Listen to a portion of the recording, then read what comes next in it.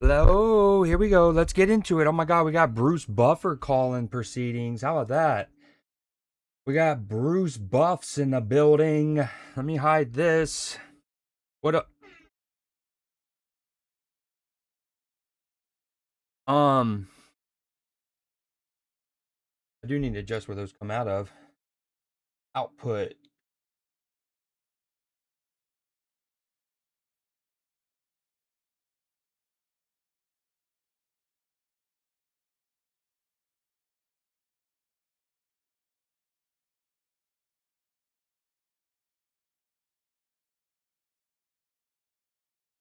Oh, that is a cool shot. All right, let me get my thing ready. How's everyone doing? If you're already here, welcome on in. We have the World Cup Final 2026. Absolute Juice Me Town United. I'm so stoked. Here's the live game. We are underway here in East Rutherford, New Jersey. The glamorous, the luxurious East Rutherford. Spain quick to press there. There is a Gamba live if you're out there and you're not afraid.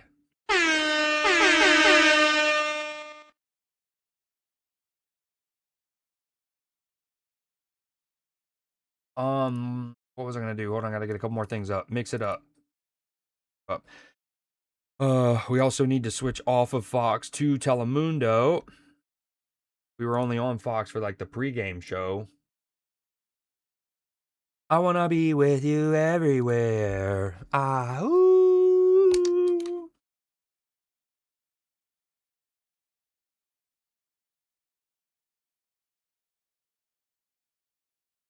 I couldn't find my Spain T-shirt that I've had since like 2008, but I found my A Clockwork Orange, which is essentially Spanish colors, La Furia Roja.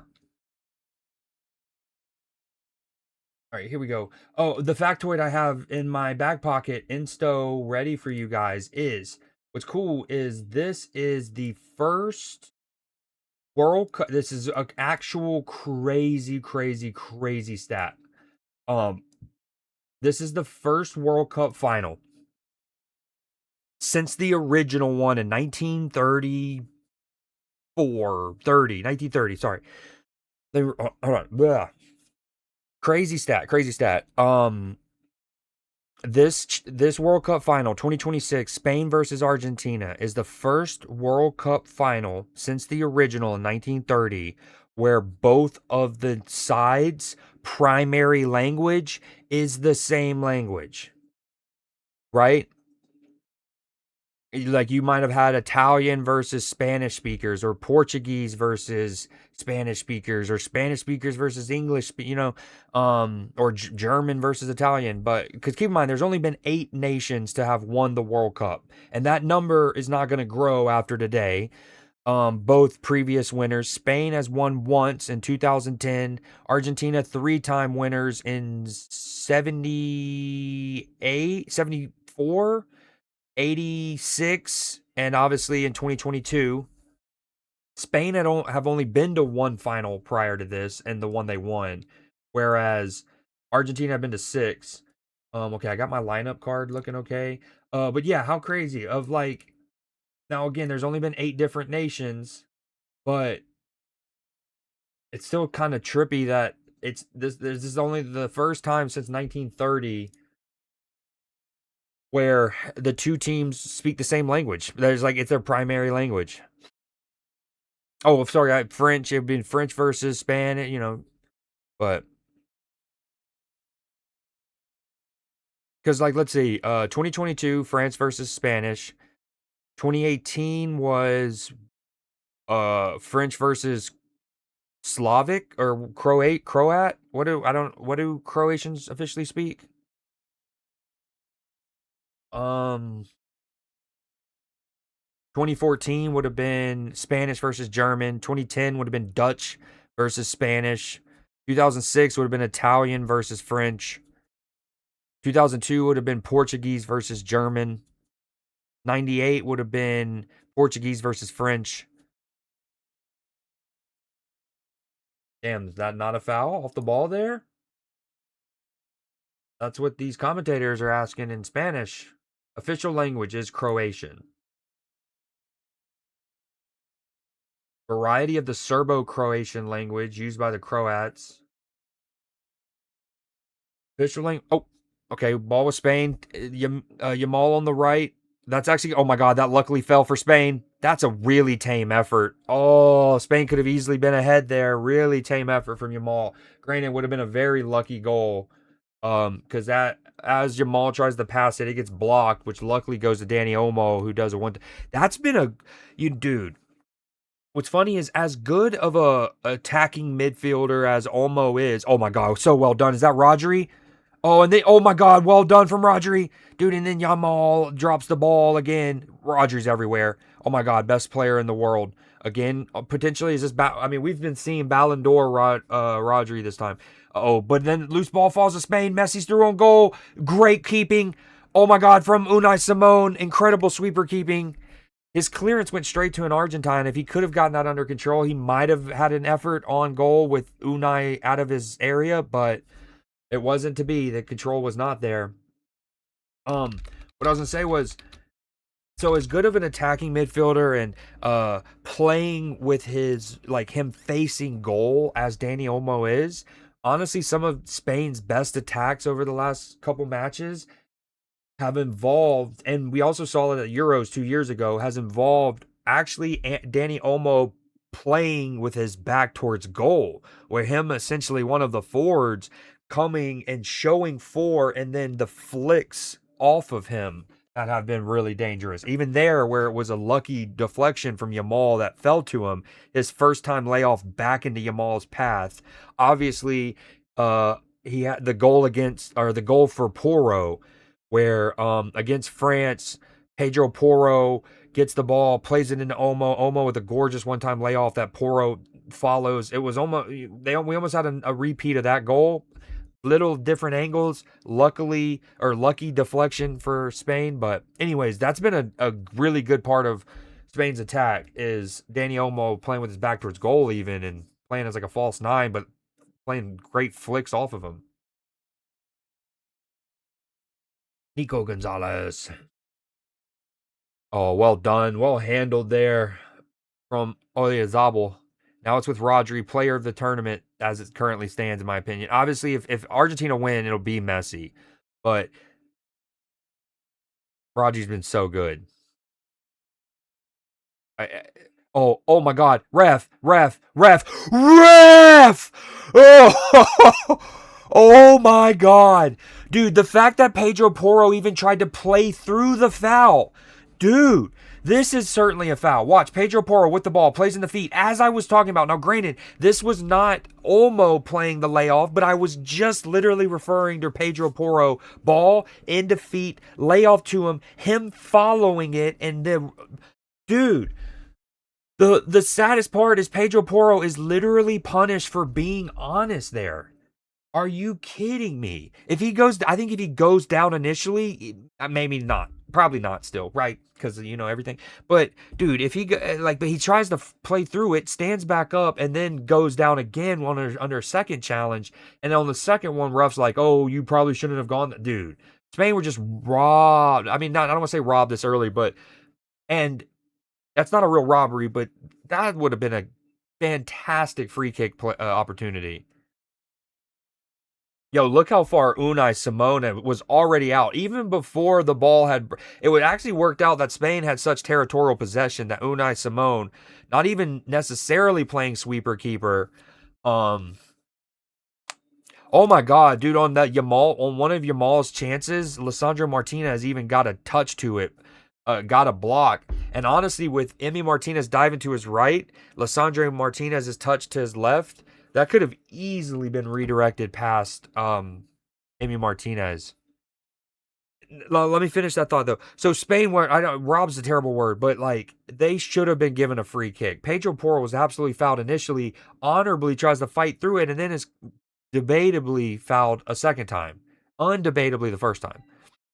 That would have been a free kick from like 25-ish out, so not a guarantee by any means. Not a gimme. Not a gimme.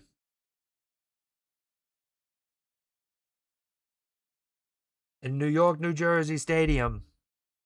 New York, New Jersey. Infantino and Trump. Oh my God, of course.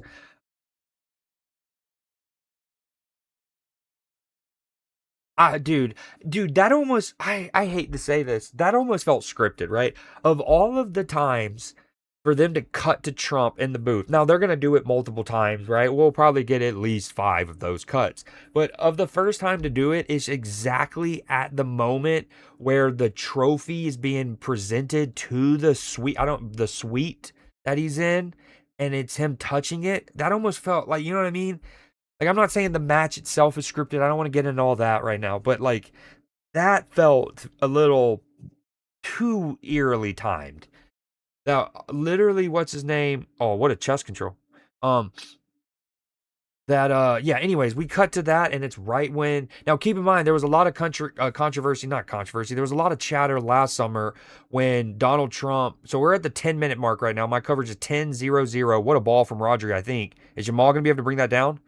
Nope, never mind. Not a great ball. A good ball. I love the decision. Maybe a little overhit. That's a lot for Jamal to have to control that. Um, but last summer, the Club World Cup was held in the United States, in which Chelsea beat PSG in the final, and Trump went on stage. So it's a Chelsea victory celebration. It's all the Chelsea players and coaches, and some of their coaches. That's part of it. Was kind of controversial because some of Chelsea's like coaching staff weren't even afforded the ability to get up on the stage on a trophy that they won because like Trump wanted to get up there, and it meant all of his like some of his Secret Service and stuff needed to be in around, so there just wasn't enough room. And then of course there's a shot of him like holding it and like, anyways, long story short, that felt really funky. The fact that we cut to that right when it's being presented to him.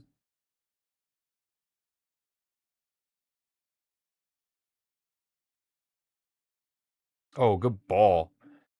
Baena keeping his place too. No Nico Williams. Staying with the same lineup that got him here. Oh, Rodri's so good. Just carrying. The way he just. Oh, wow. Oh, Zabel moved out of the way. I don't blame. That was an awkward freaking cross to have to deal with. Dude, the how like smoothly Rodri just stopped on the ball and swiveled with it all in one motion. Yeah, again, how crazy of a stat. It's so dope. Minimal.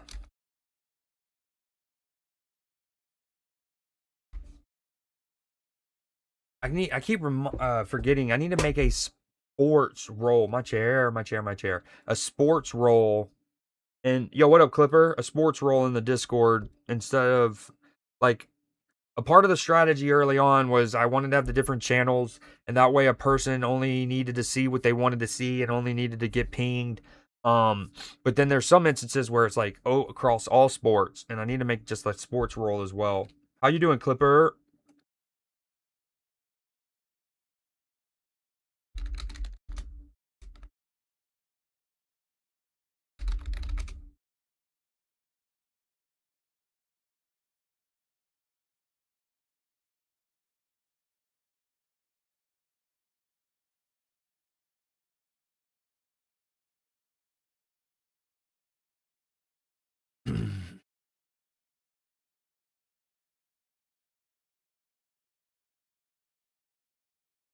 So, recap of proceedings as we approach the quarter hour mark.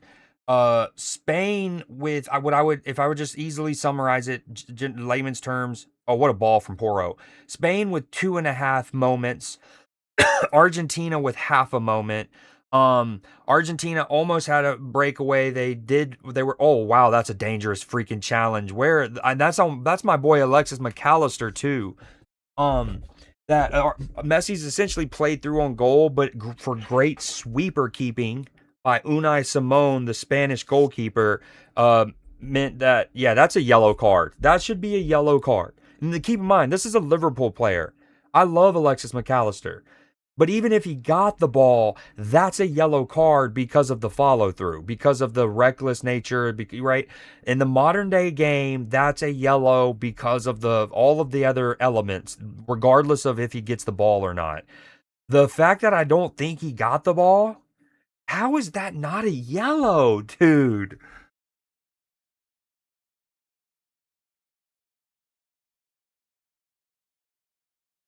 Yo, look what role. Oh my God, Will Ferrell. What Will Ferrell and then Pharrell Williams. What just happened? That was a pop culture moment. We just got Will Ferrell and then Pharrell Williams back to back. That's got to be something. With him wearing a visor that said Hawk, 20th Century Fox they have a movie with the two of them coming out, or like Will Ferrell's the star and Pharrell Williams doing the music. I don't know.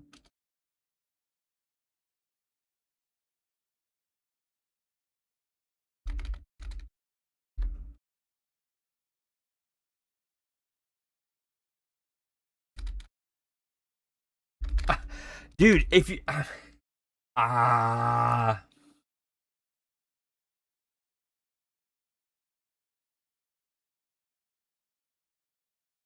oh, here we go. Here we go. Hawk is a new Netflix show where Pharrell is a golfer. Never heard of it. That I love it. Again, him wearing that visor, I've never seen the Hawk branding. So like, and the way he looked, he kind of looked like he did as Mugatu in Zoolander, right? The little like blonde curly kind of thing. So immediately I was like, this must be a role he's doing. Then when it cut to Pharrell Williams after Will Ferrell, that was just too much. All right, Argentina free kick, way out though. Rodrigo De Paul is going to just try to chip it in. Oh, that's it. Oh, just over. Oh, just over him. That could have been dangerous. Yo, the fact that McAllister doesn't get a yellow is an interesting moment, especially if something pops up later where he does get a yellow. And then Spain not getting that free kick when Poro played that quick 1-2. Shocking. But here we go. This is what my coverage is. 16:47. Oh, Yamal with a lovely bit of control with a chance to go 1-on-1. He needs to make something happen here. Oh, that's a decent ball. Dude, he's not striking the ball cleanly so far. That's two shots now. And then now that cross. Well, technically four times. That's a lovely touch though. Oh my God. His reception to bring that into his stride was gorgeous. Um, but so he's had two shots, one tamely hit at Amy Martinez, and then one where it was blocked by Lissandro Martinez. He's had the cross that was luckily deflected into Olmo's path. Olmo does that great one-time layoff that put Yamal in on goal. Those are that two of those were kind of the same moment. And then obviously right there with his cross, it's a good idea. I like the shape he was trying to go for. It's like his foot is getting stuck in that MetLife grass. This could be a moment for Argentina here. Attention.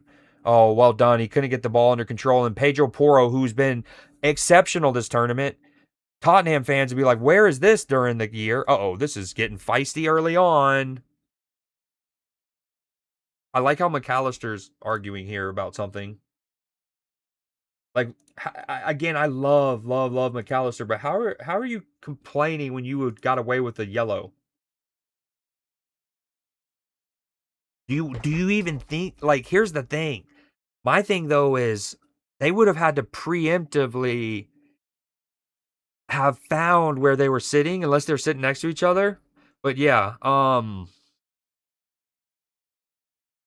think it's all a part of it's 20th Century Fox is going to have a movie out with Donald Trump, Gianni Infantino, Will Ferrell, and Pharrell Williams. You heard it here first.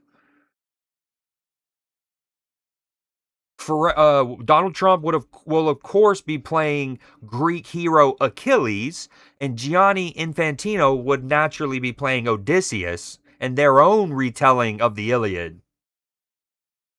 Yo, what up, Nathan? Agreed. There's been every World Cup gives us one, these. I don't want to say breakout necessarily in some of these cases because we've obviously known about Pedro Porro, for example. But yes, Spence has been great. And funny is again, almost everybody. If you look at Christian Romero, speaking of Odysseus himself, I couldn't have queued that up any better. Granted, his wife is Argentine. Yeah, it's funny because if you look at the Tottenham back line, like when they're playing at club football, it's like very inconsistent, and you're like, but they've all been individually brilliant for their countries.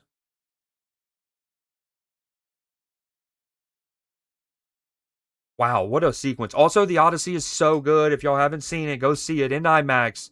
Find the biggest screen you can. I know it's expensive.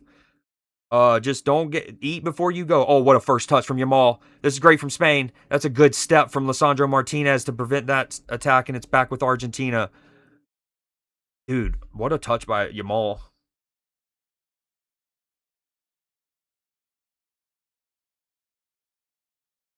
Also, we still have 6.5 minutes left on the Gamba. I see you've already gotten your bet in, Nathan. Well done, well done. Um, Nathan, if you're still there, did you ever beat Dispatch?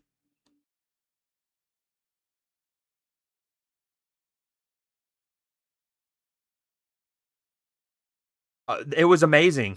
And here's like some I would agree. Like I thought Tenet, I think in particular. Oh, what an idea from Messi, but it's a little bit behind him, and the Argentine just has to touch it down.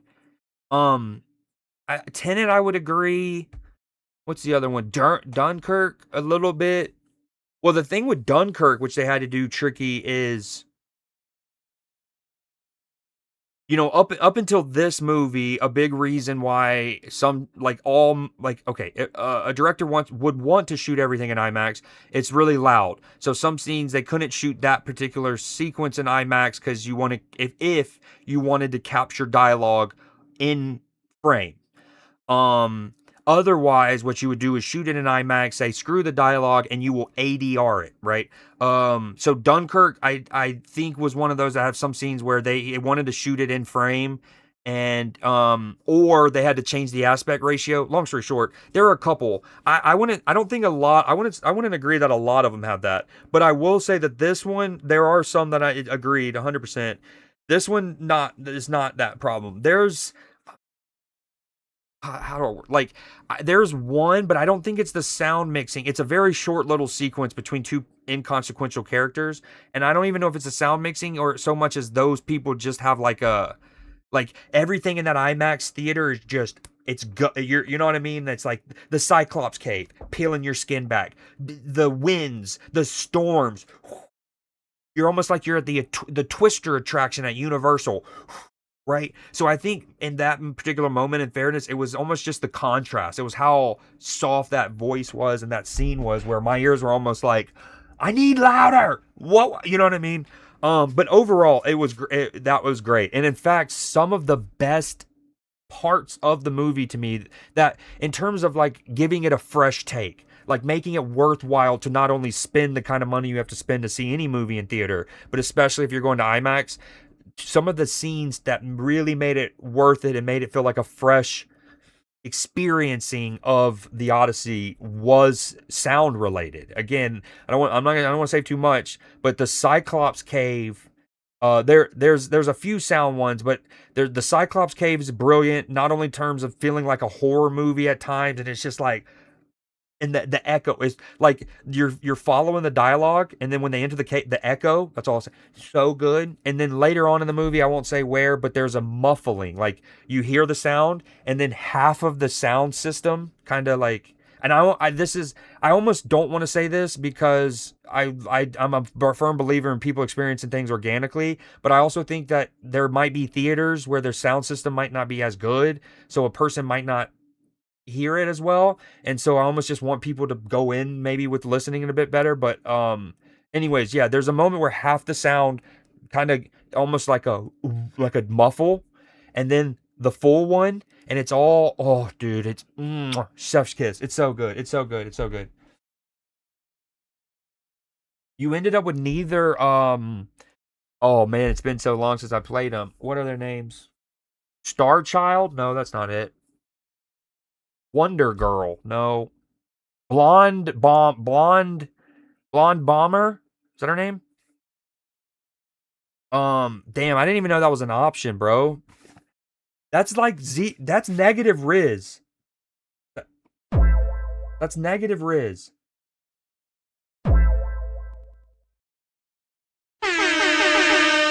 Negative. No, I'm just kidding. Dude, that game's. We were talking about it the other day, and I genuinely mean this that it is my favorite. I don't know how far we need to go back, but like let's just say over the last 3 years, like 2022, we're not going to go back to 2022 because 2022 has God of War Ragnarok and Elden Ring, and I don't want to have to make that decision. But if going back to 2023, Dispatch is my favorite game to have come out. Full stop. Spider-Man 2's up there. There's been obviously some other good ones. The Star Wars Jedi Survivor also was 2023, I believe. Um, but yeah, Dispatch is so damn good. Yeah, the other night in the Discord, we were all gaming and hanging out, and we were talking about Dispatch and talking about wanting, obviously wanting a season 2. And I was even talking about how Alana Pierce, who voice acts Malevola, she had posted on her story that day of like doing like a podcast kind of thing with some of the other voice actors from Dispatch, and I'm like, okay, maybe we're they could just be all good friends after the making the game together, but you're hoping that it means things are churning. Yo, is that's Robbie Williams, I believe. English superstar Robbie Williams. Adrian Brody in the building. So many stars. They just showed a whole list. I was too distracted in my yap to really or count them all. But again, little cool factoid for y'all out there. This is the first World Cup final since the original in 1930 where both nations' primary language is the same language. The first one since 1930 where they're both like, now in some instances, like when you think of, okay, Germany, right? Germany makes it. How many other nations out there where their primary language is German where they might make a World Cup final? I literally can't think of one off the top of my head. Um, Same thing with Dutch. Oh, that's a sloppy back pass from Spain. Dude, Unai Simon has been needed to be so on the um but like when it comes to Portuguese, Spanish, and now England has only been in the World Cup final once, uh right? I think so again, sometimes it makes sense, but it's also still one of those where it's like, damn, shocking that like Argentina and Spain had never been into it prior, or Brazil, Portugal had never been into it in the 50s when you had Eusebio for Portugal and obviously the Brazilian team. Yo, that's got to be a foul. Is that not? I mean, I don't even know. Are there any yellow cards?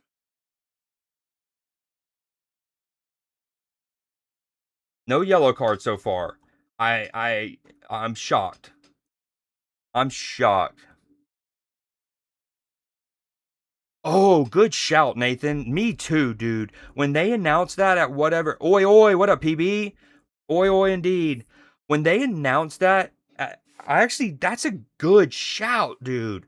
Okay, so during Jeff Chella, aka Summer Game Fest, right? There was so many announcements that I think I forgot. Like, I didn't forget about it, but when it comes to like wanting to make shorts for like Instagram or whatever, it was not one of the games I wanted to like show my reaction. Oyazabal with a little cheeky grab there of Lissandro Martinez. I don't think he liked that. Oh, well done, Cucurella. Oh, um, but dude, I geeked out when I first started seeing that. I was like, oh my god, is this the And I couldn't exactly remember the name. I was like, is this the Little Red Riding Hood, the wolf inside us? And I couldn't, anyways. But I was like, and yeah, dude, fucking love the first Wolf Among Us.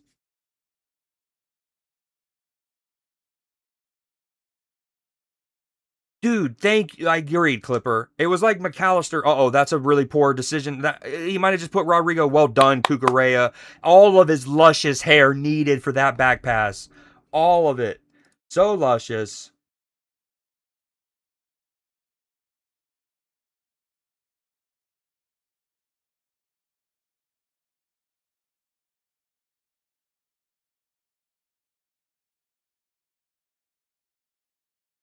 Oh, that's a good idea. That's a good run. Ah, just overhit.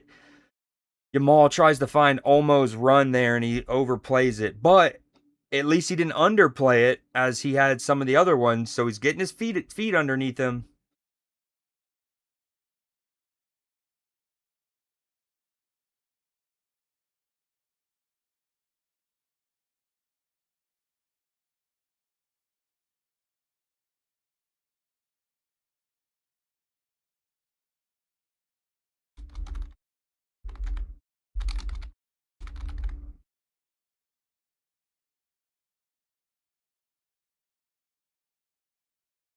Hold on, I'm gonna be showing. Hold on, let me pull this up real quick.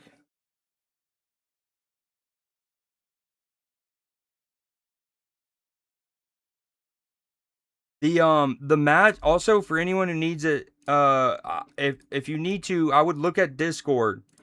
If you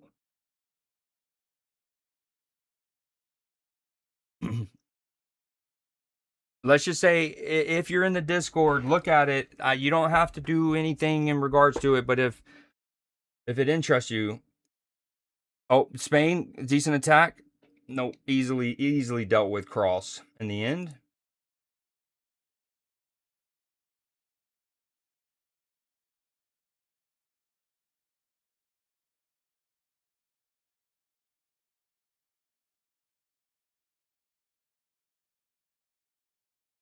Dude, I can't wait for the Wolf of Wangus.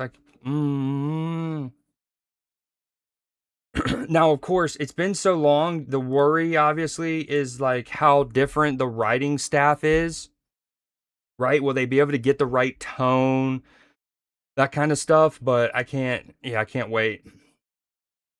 It's an Argentina game. The ref has glue on his cards.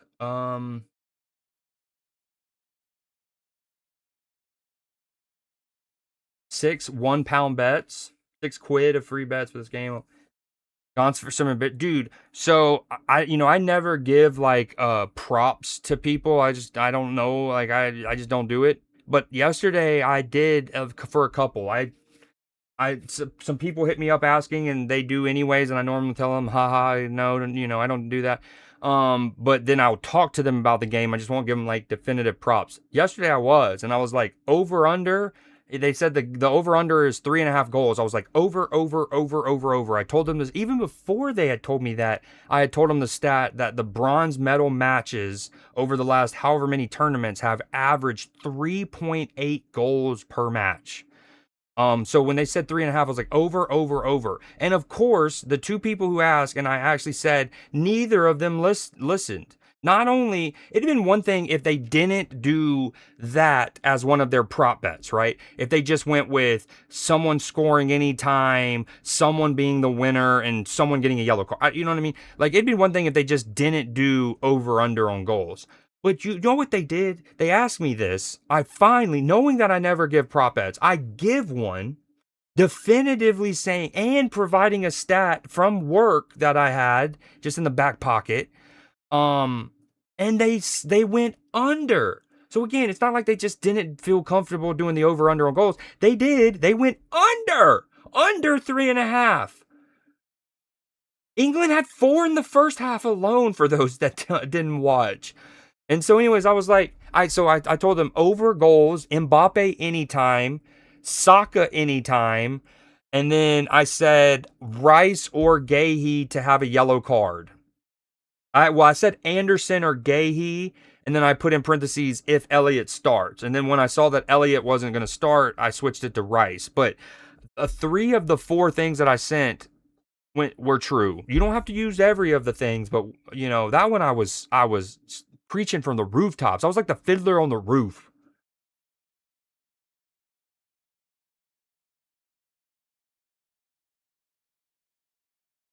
Yeah, mine so at first I sent him one. I sent that and I sent that was the other thing. I said England to win in 90. My first one was England to win, Mbappe to no, I'm sorry. My first one was England to win, Mbappe to score 2. I didn't include Saka.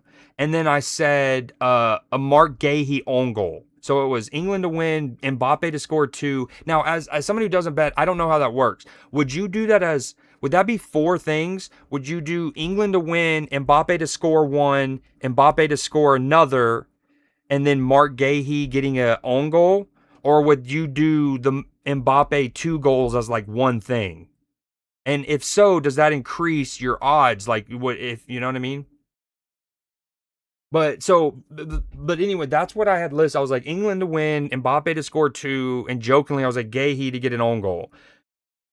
But then again, because I don't really know that many like different prop bets you could even do, because he was specifically asking for prop bets. So long story short, I wound up sending Mbappe two, and then I kind of like walked that back. I go England to win, uh, Mbappe to score one, Saka to score one, and Gahey to have an own goal was the next one I sent. And then I sat there and I was like, damn, that sounds like I'm saying France might win if Mbappe's scoring, Mark Gahey's getting an own goal. And then so I that's when I sent the pivot and I posted that in the Discord. I was like, final answer, England to win, Mbappe to score, and then I really wanted to be cheeky with predicting a yellow card. I could have sworn one of the defensive mids kind of, and Konate. Konate was everywhere. Konate has been so poor in 2026. So poor. But he didn't get a yellow card. You would do it as a threefold? Elaborate if you don't mind, sir. What does that mean? Well, I think I know, but like how would you have packaged that? I'm gonna show you.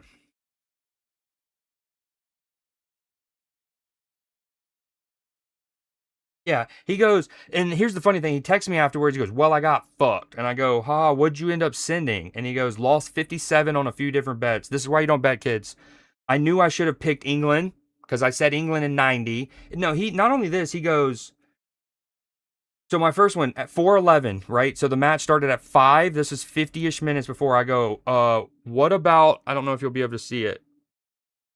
It's going to be in reverse, but you should be able to see that word says England. Hold on. England. Okay, Mbappe. It says England winner after 90. Mbappe to score, Rice to get a yellow, and Konate. And then he goes, so France winner or England? And he goes, I was feeling France, but England held their own.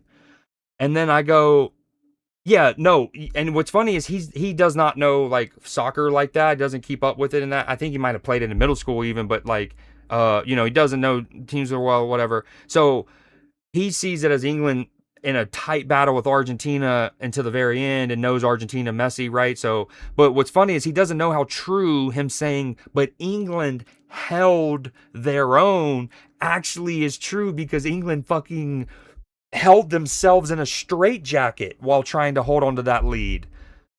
And again, I'm sure we haven't got a chance to talk about it a lot, but a lot was made on Tuchel. But oh my God, this is gorgeous from Spain. It's with Oyarzabal. Good hit. He probably should have played back one of his teammates there. But there's a lot of video coming out of not only Tuchel, but some of his coaching staff urging England to press, to step out. And it was just like, it was the players' nerves. I don't know if it's the 1966 thing, and every year that it doesn't happen, it grows and grows into more of a demon. But there's video of like y'all's coaching staff saying, get out. And y'all just retreated. Anyways, sorry, I digressed. But he goes, I was feeling France. And this is my exact quote. I swear on everything. I said, quote, I just don't know how much this will mean to France, except for Mbappe, because him and I had already talked about the golden boot thing earlier. I go, I just don't know how much this will mean to France, except for Mbappe, compared to some of England. As in Declan Rice, right, having just won the Premier League title, having just had the heartbreak of a Champions League final loss, and then losing the semifinal. The third place match might not mean as much to Declan Rice. But if Kobe Mano were to come in and start hypothetically, it would mean a lot to him, right? It would have meant a lot to Elliot Anderson, to Anthony Gordon, to basically all of the ones who haven't won a major trophy in the last couple years, right? And so anyways, he was like, well, I got fucked. I knew I should have picked England. And I like how he worded it. I knew I should. I'm like, your boy knew. Anyways, so yeah, that's why I don't give mofos. It's same thing with Matchy. 2 years ago, Matchy asked me one for Georgia, Tennessee, college football, right? My Georgia Bulldogs. And I told him, I go, like the over under was 48 points. And I go over, over, over, over, over, over, over, over. Um, and long story short, yeah. Anyways, yo, what up, Sativa? See.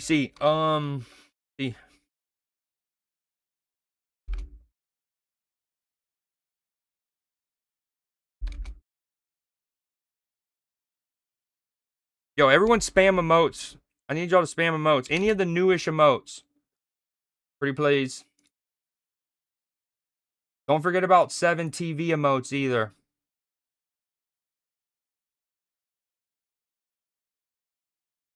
Yes, perfect PB. More. More.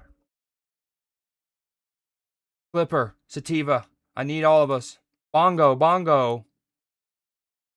Bork. There it is. Nathan. Perfect. Yes. Sativa, feed me.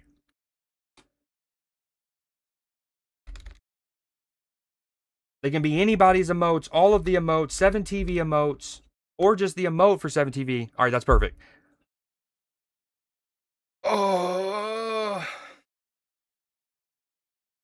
All right. Oh, also, let me do a poll in the Discord real quick. Woody. Oh, PB's bets. Hold on, I'm gonna look at those at halftime. Yo, dude, Poro has been so good this tournament. It's crazy. It would have been even more wicked if Tottenham actually ended up getting relegated and then Spence, Romero, Poro all then went on to have such a good tournament. Oh, well done from Fabio Ruiz. It's with Yamal. My coverage is here in the 42nd minute. Cucurella going to go back to Kubarsi. Spain gets a chance. Spain versus Argentina. Still with Spain. Cucurella on the left. Cucurella! Oh! Does Emi save that, or was he so confident of his angles that he let that ride? What just happened there? Wow, no, it just drug wide.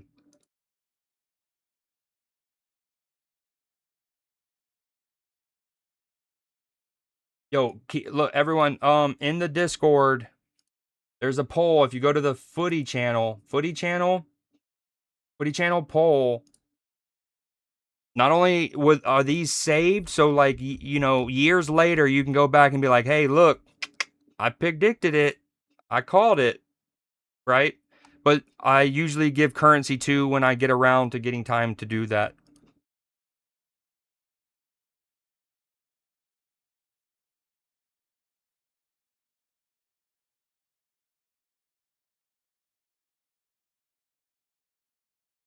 Let it go.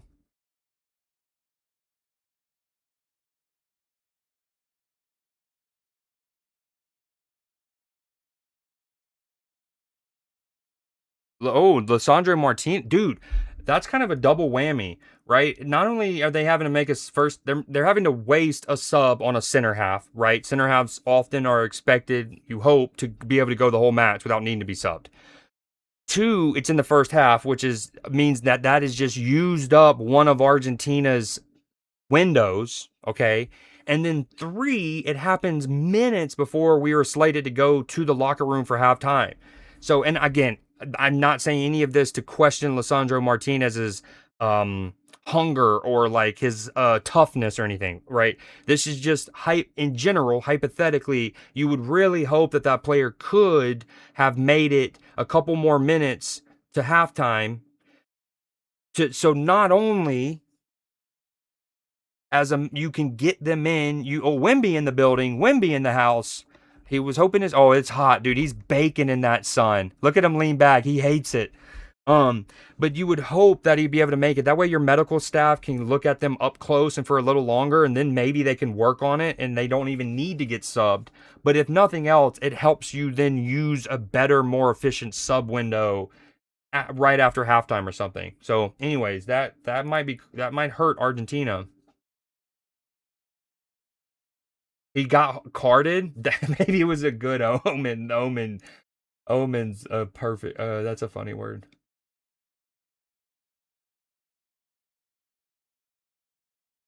Who? Okay, who is Tottenham's right back again? That like it's funny because their whole back line has played well. It wasn't just Spence.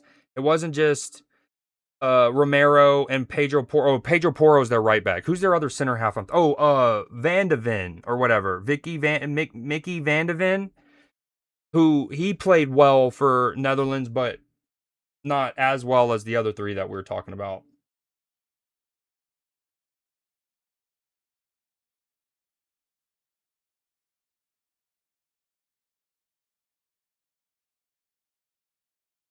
McAllister.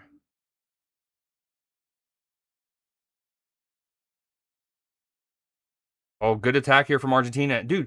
I okay, yo. So here's the thing. I'm not going to try to go too long. Maybe I'm going to wait for halftime. Okay, we're going to talk about the pitch here in a second. We're going to try the playing surface here in a second because this is the same venue where a much of the conversation between the NFL's use of artificial turf versus the FIFA's requirement of natural grass has really hit a firestorm. And so the funny thing is that not only is the final chosen at this venue, obviously it's not just the venue, it's all of the things around New York and the size and stuff like that. But I think we all agree that the final should have been in like SoFi and Dallas and Atlanta or in Kansas City. Anyways, excuse me. But yeah, I want to get back to that in a minute. Right now we're Spain with the ball, 0-0. We're 2 minutes into our minimum of 4. Baena with the ball, running at their back line into Oyazabal, who the ball just won't stick right now, and then Messi wins another free kick. Yes, he is, Sativa, and he's been outstanding. When he puts on that Spain jersey, that mother is a absolute phenom. He's a phenom. Messi's smile to Oyazabal. Again, it's kind of trippy that this is, now we know how international players are, right? So even though this is the first time since 1930 where both of the teams in the World Cup final share a primary language, tons of players in years past would have been, like if if Spain was playing the Netherlands in 2010, there would have been some Dutch players who knew Spanish, knew enough, right? Whether it's been like Arjen Robben playing at Real Madrid or Van de Sar, not Van de Sar, Van de Vaart, right? Et cetera, et cetera. But so there's been that communication, but it's cool to know that literally all 22 players can fully like talk that shit if they want to.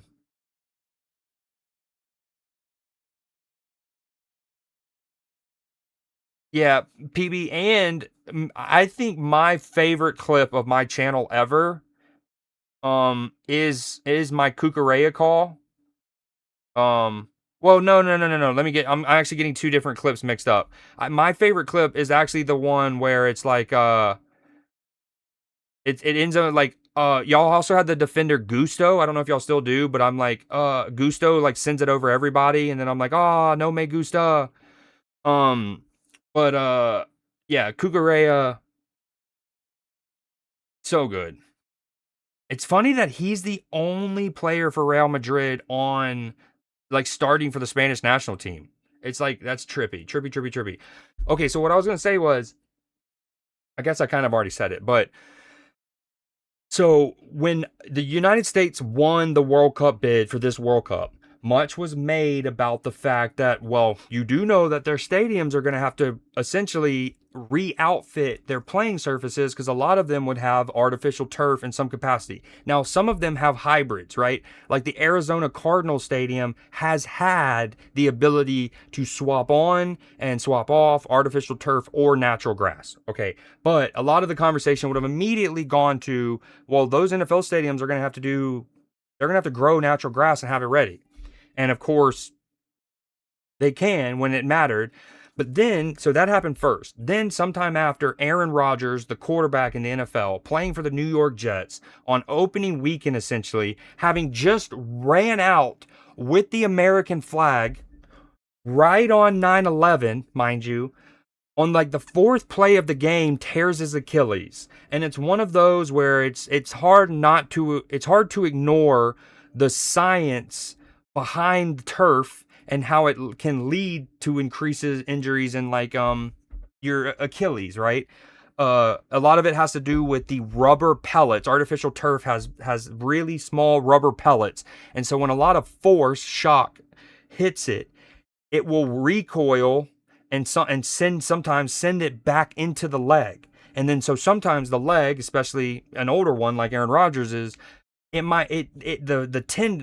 soft tissues, the fibers aren't able to withstand all of the force. Not only the force that the body still has in it, but also now reabsorbing all of it from the counter shock of the turf. So anyways, that became a huge talking point where, well, you do know we're hosting the World Cup in 2 years. Like, what, are we going to get natural grass?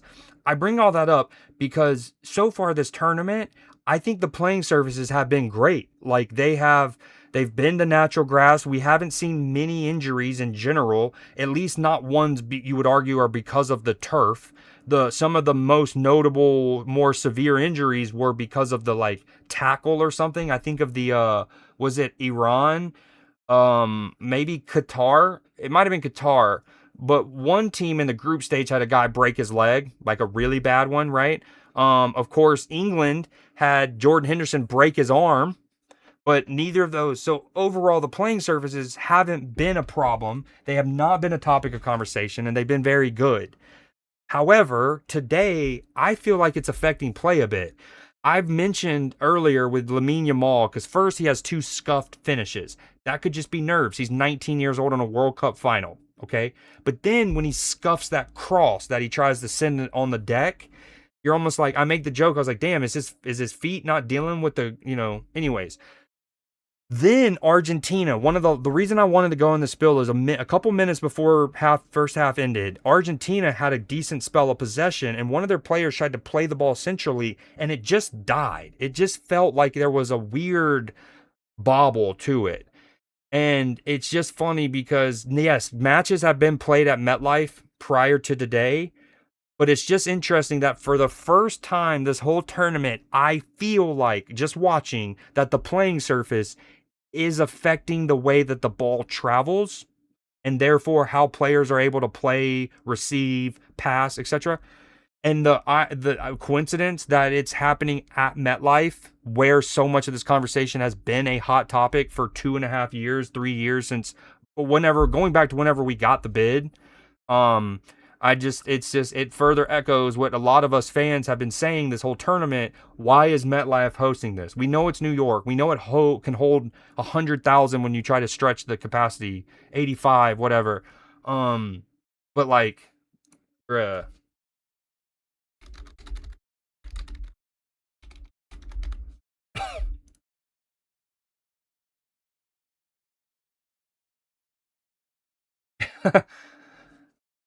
Sativa. Did you see about the World Cup 2030? It's in Spain. I did. Oh, yeah. Absolutely. PB. I was actually in the stream. What stream was it? France, Spain for the semifinal. I talked about that a good bit. But yes, and honestly, here's what's cheeky. So you want to know the real cheeky part about it? So if you go back to the beginning of the tournament, we were talking about, just generally about how this is the first time U.S. has hosted the tournament in 30 something years, right? And it's all, even early on, even halfway through the group stage, it had already been a huge financial success for FIFA, for whatever, right? Because it had, by the end of the group stage, it had already broken the attendance record that was previously held by the 94 World Cup in the States. Okay. So huge success. And I said in that moment, I go, yeah, it's been 32 years since we've hosted it, but there's no way on earth that we go 3 decades before we host again. And when I say we, I don't just mean North America. So for those that don't know, Yeah, good call. So for those that don't know, the World Cup host is on a rotation, right? So if I want to say if a continent, but it's more accurately if a confederation is given host access, they can't host it again for like X amount of years. I can't remember. I think it has to be 3 World Cup cycles, so 12 years, something like that. Maybe it's 8. But like, so if, for example, the previous World Cup was in Qatar, right? So essentially, uh, and Qatar is technically in Asia when it comes to world football, right? Yo, what up, Leafy? And then so like basically the Asian Federation couldn't host the next World Cup. Going back to what PB just said. So not only here's where it's cheeky. And this is why some people are speculating part of why the FIFA is hosting the World Cup like they're doing. So they're going to say that it's because of the 100-year anniversary, right? So the next World Cup, 2030, would be the 100-year anniversary since the first World Cup. So even though the World Cup is being held in Spain, Portugal, and Morocco, they're having one match in Uruguay, Argentina, and maybe just those two. Maybe there's one more. Anyways, they're having a couple matches in South America because that's where the original World Cup was held as like a 100-year celebration. Now, for the teams that have to play in that kind of sucks. Like you have to play on one side of the Atlantic for one game only, of course. Then you have to fly across the Atlantic, get settled into your hotel. Like so much of these things, these camps, like a lot of a team having good success is choosing the location of your camp. You want to minimize how much traveling you have to do from each of your group stage matches and so on, right? You also want to have good facilities. So the fact that those teams are going to have to like relocate camps after the tournament starts, crazy. So anyways, that's what's happening at the next World Cup. I bring that up because, oh my God, look at Ronaldinho and Ronaldo with Madonna. What is going on? They're in a dune buggy. This is a fever dream.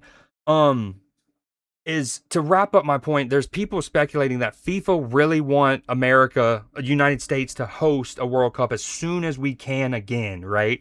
So by having the World Cup set up like it is next time, what you do is you literally eliminate 3 different confederations from eligibility because it's Spain and Portugal. So there's UEFA checked off. That would have happened regardless. That's organic, okay? Then they're also hosting it in Morocco. Now, this is cool because from a travel distance, it's not that bad. Morocco is ridiculously close to Spain and Portugal. So from a traveling to the different venues, it's going to be much better than it is for teams at this World Cup, obviously. And it's cool for the country or the continent of Africa. They get another World Cup after South Africa. But it obviously North Africa is like basically Africa's 2 Africas. There's sub-Saharan Africa and then there's Northern Africa. And so this would be Northern Africa getting a chance. Oh, this is a fun. Oh, that image was sick. But so yeah, UEFA would be scratched off. Africa would be scratched off. And then I think because they're playing that one game or 2 games in South America as part of the 100-year celebration, it also scratches CONMEBOL off. So then that only leaves CONCACAF, aka North America and the Caribbean and whatnot. And then it leaves like the Oceania. And I think that's and I think Oceania and Asia they're all the same. So essentially, you would just have CONCACAF and Asia, Oceania as your 2 eligibilities. Sorry, I didn't really mean to go on that spiel, but you saying that reminded me of it, and I wanted to go on it because I had talked about the concept. I was like, I do not. There's no way that FIFA is gonna let 3 decades go by before we host again. This isn't even trying to be like, oh, America, like a typical Yank, arrogant, thinking his country's the best, yada yada. We get it. It's not. It's just like when it comes, like there's a lot of things from a logistics standpoint and an infrastructure standpoint. While we do have crumbling infrastructure in this system or this country, and our politicians should have passed wide-scale referendums and budgets for infrastructure improvement decades ago, we're still like, it's hard. not to be like, it's just easy. It's easy, right? People can get to the cities easy. There's already built-in fan bases because of what makes America so great is the fact that we have so many Dutch Americans and Japanese Americans and Senegalese Americans. And so even if Senegal is playing Haiti, not only are the Senegalese from Senegal or around the world going to travel, and some Haitians might travel, but there's all the Haitian Americans that are going to go. So it just works.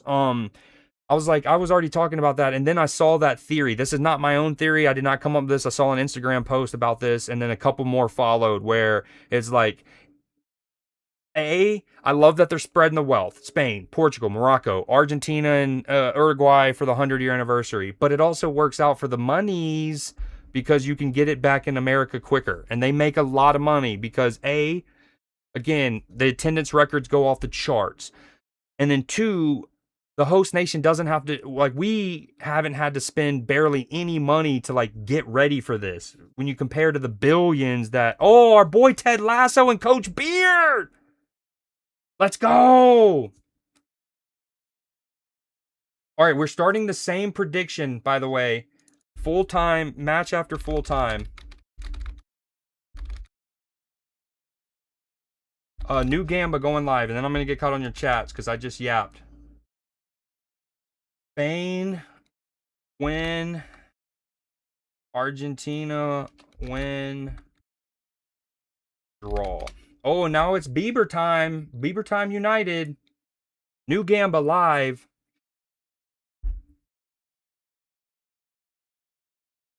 I also heard England. Okay, so let me catch up. Uruguay get it because they had the final played. Maybe the third is Paraguay. Maybe. I also heard England haven't opted for auto qualification for the Euros. That's a random one, but I guess they want game time. Even weirder because, again, y'all are hosting the Women's World Cup.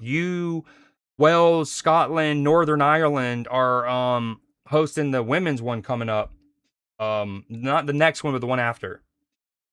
The guy, Canada, the guy broke his leg, didn't he? I thought he was the only one. I thought it was. It might have. Was it Canada versus Qatar? I thought it was the Qatari player, but it might have been Canada in the Qatari match. Only way China will ever get into the World Cup is if we're hosting. I'm actually surprised China hasn't hosted it. Especially after hosting the Olympics in 08, right? In Beijing. And they've hosted a Winter Olympics since then as well. It may be two.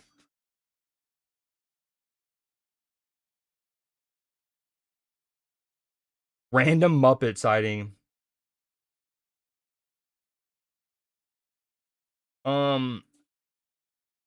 But yeah, so long story short, I wouldn't be surprised if we aren't given the World Cup in 16 years.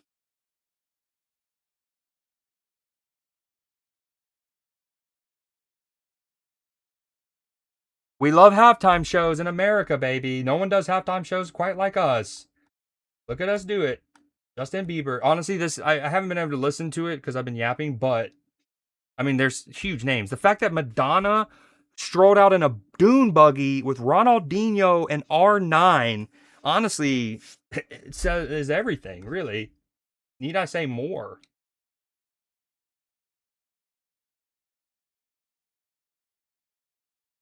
So the 20th, so the Olympic or the World Cup after that one, Shakira, mommy, the one after that is Saudi Arabia in 2034. So I'm 2038 United States. That's only 12 years later. Would they do it that quickly? No. I'm calling 2040 United States. Here's the thing. We're gonna be mentioned in the 2038, but I don't think we're gonna that no. We want to do that, but the 2042.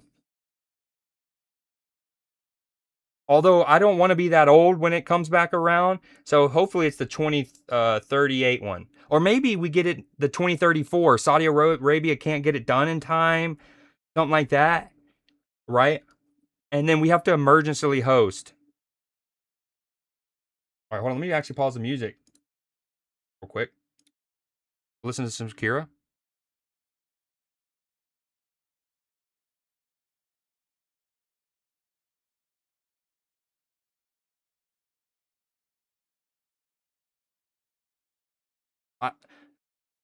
Yo, the kids rocking the yellow.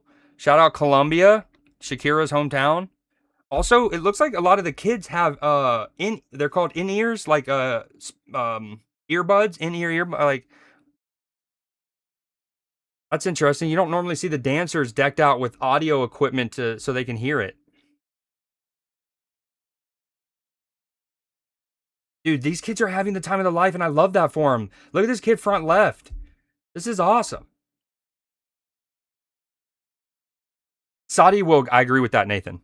As much as I optimistically hope they don't, in a way, yeah, they will. Although, I don't know if y'all ever heard about that thing. It's called the wall or whatever, the green wall or something. So one of the like most ambitious, essentially, engineering projects ever. Technically, I mean, maybe not ever. I don't know, but over however long, Saudi Arabia's been trying to build this like. They want it to be a city, but it is super futuristic city where it's super thin and just really tall. It kind of looks dystopian and a little sci-fi Black Mirror-y, but it would have like gardens at vertical levels and stuff. And they excavated, they started it well and truly, and I think they had to abandon it. Oh, random Muppet signing again. Look. Yo, is that the Count wearing a Spanish sash? Is that the Count?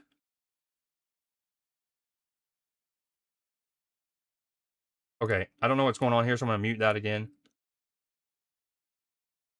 That's what it might have been called. The Line. I think you're right. I think it's called The Line. The Line, Saudi Arabia. Yes, dude. Look at this. Okay. For those that haven't seen this, this is a project that Saudi Arabia has been not working on. Like, here's some renderings.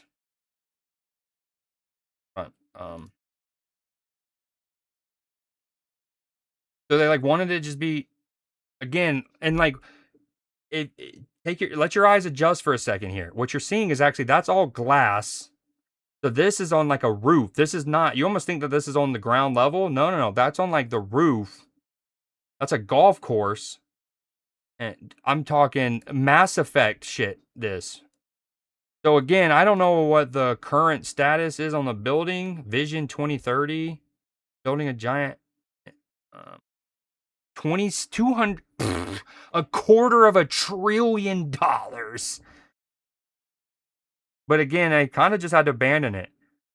Maybe part of why they abandoned it is because they had to redirect their funds to getting ready for the World Cup. Now imagine how cool it would be if they had this ready for the World Cup. Dude, imagine Netherlands and Argentina semifinals on the roof here. Enzo Fernandez comes firing into a slide challenge and accidentally overslides, falls, doesn't get hurt because he lands on a 70-foot sand dune, slides down like Nathan Drake or Legolas at Helm's Deep, and then pops right back up. And yellow card for Netherlands. Yellow card for the Netherlands. All right. Hold on. Let me take a quick little break before we get back. Y'all hang in there. I'll pull up words on stream or something real quick.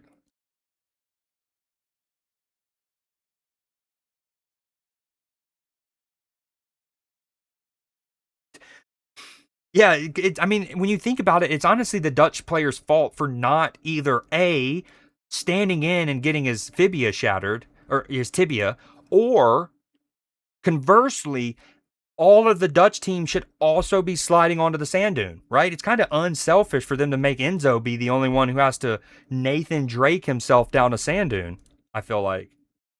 All right, keep in mind your points. If I'm not back, hold on. If y'all don't see me back at my desk, and let's say we lose in a round, right? But you've gotten points, screenshot that for me, because I often and if I'm not by my computer, I can't screenshot it. So if you want me to go back and give you some of the currency that we use, screenshot it and then send it to me on Discord so I can remember to go back and do it. I watched them build a stadium for WWE in 20 days. You live in Saudi Arabia, or you mean like you're a WWE fan and you kind of tracked the progress of it because you're a WWE fan? Oh, you can't. You can't. I'm sorry. Boom.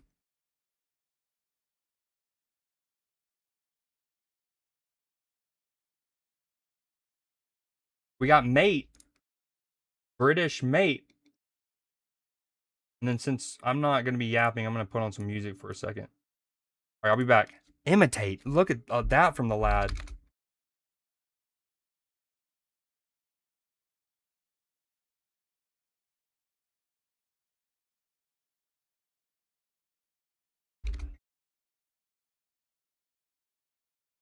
Okay, yeah, I'll be right back.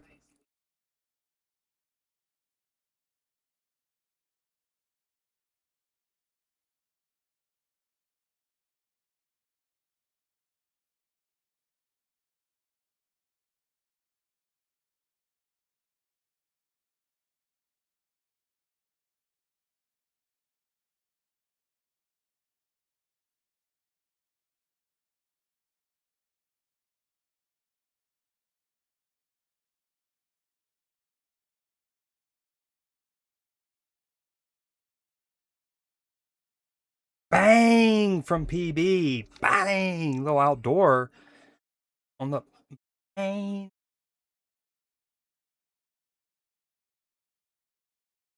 Ooh, are we back? I think we're back also. If only I could pause it.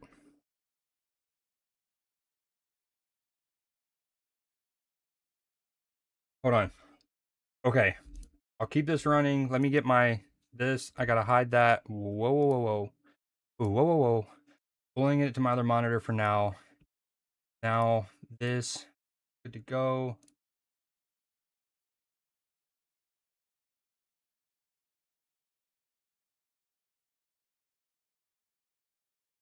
Yo, Nathan, I think I missed your answer about the WWE stuff. Do you live in Saudi Arabia? Oh, Spain with a shot, relatively comfortable save for Emi Martinez, because it'd be cool.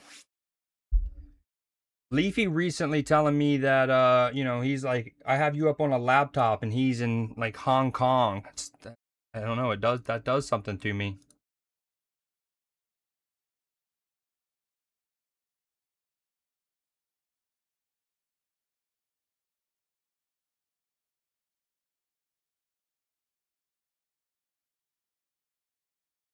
All right, here my coverage is 46-16.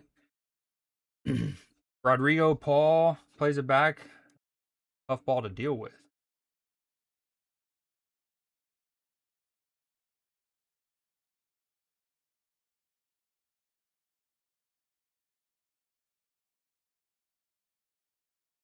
Oh, also, for those that don't know, there's a new Gamba.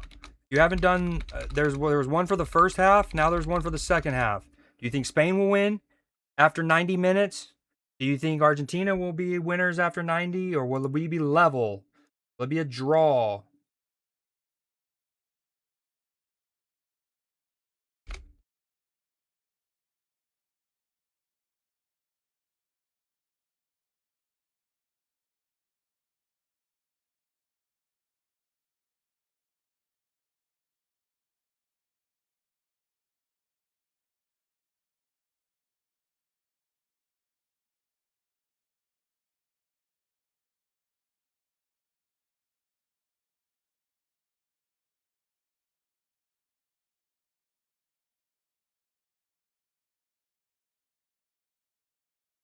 All right, corner for Argentina.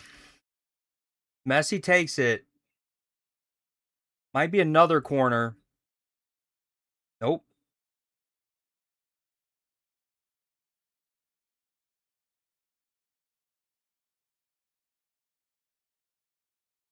Am I on mute?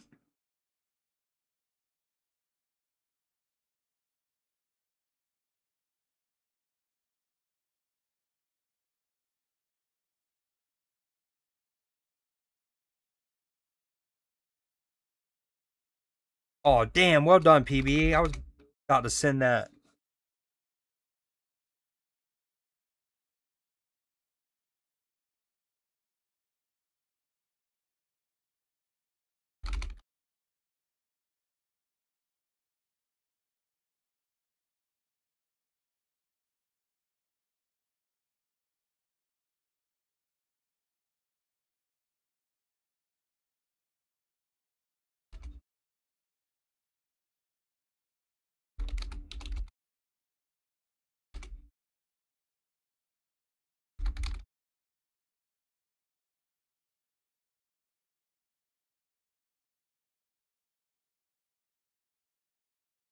What, the song?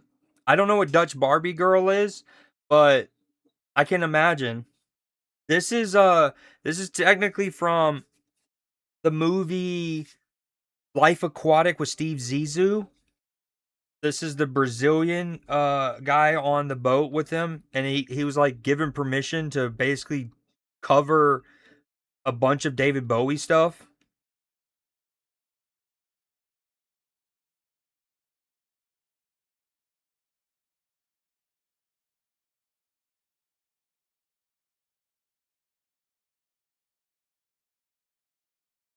Did it in Nightbot.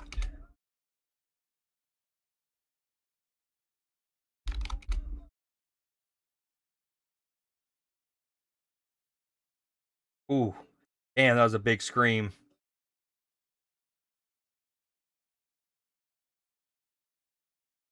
Oh, I didn't realize we didn't have it. Oh my god, I looked away. I kind of stopped trying. No.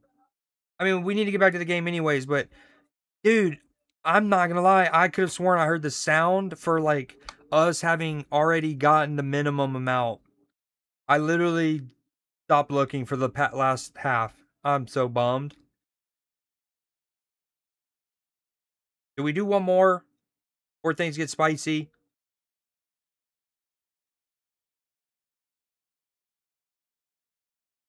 Also, I need to fix the command. So at one point, those people came in from the words on string category, and we set up the command to do like this, and you could submit one word early. Oh wow, we got pushed. Oh my god, wait, how is that not a yellow card? Okay, dude, bro, that Argentine. I can't tell who it was. Literally, just there's a whole coming together. Just shoved the shit out of Danny Olmo. The referee at first, the referee just shoved the Argentine player back, and then it gave him a yellow card. I first thought the referee's like punishment was gonna be shoving him. I don't even know if there was a foul. I'm not even suggesting that. We're gonna find out now. Oh, it doesn't look like there was too much in it, but still, that was funny. The ref just squared him up. Um,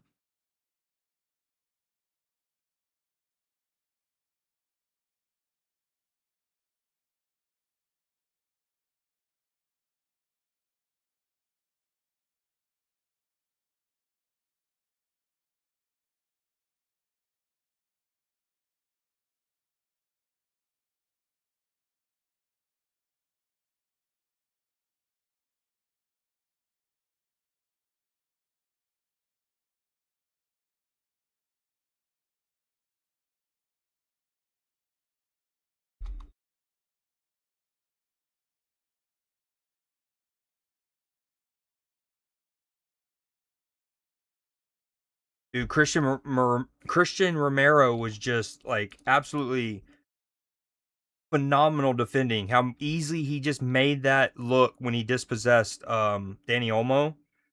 That was wicked.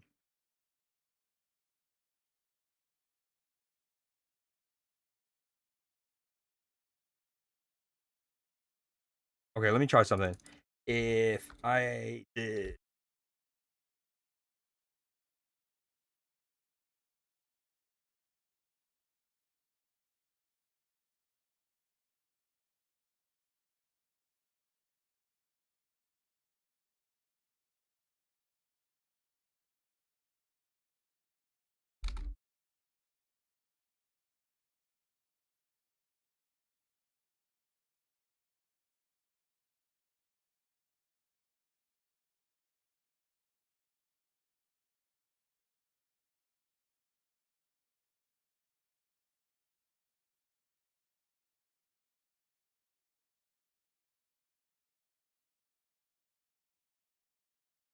All right, whatever. I'll worry about that words on stream command later. Later, Gator.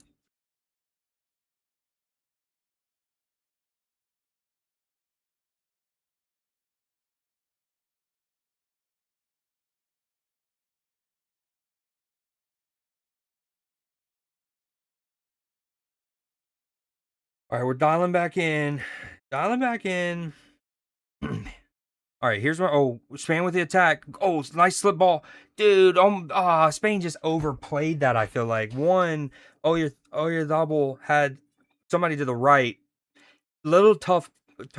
It's kind of a tough pass, but it then goes to a decent ball in the feet. But Danny Olmo was never going to be able to swivel on that. I feel like. And anyways, it's still with Spain though, with Yamal right outside the area. Poor touch. That's not a foul. No, no, no, no, no, no. Get that one. Even if there was contact, Yamal's errant touch was paramount. Look at Messi tracking back, getting a little defensive work in. How about that from the lad?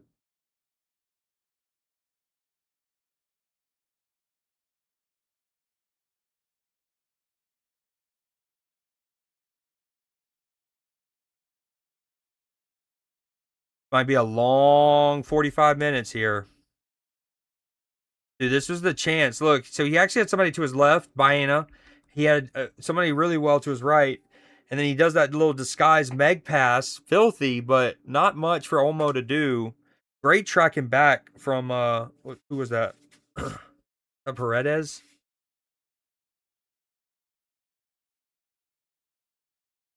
Oh, Olmo to the inline, cut back, well dealt with. Really well done from Montiel, I think. What covering? Yeah, Wow, great defending. Looks like Cucurella is going to get on the end of that. Cucurella is essentially playing left winger here in this buildup. Huge from Montiel to get there first. Great cutback just behind Paredes. Oh,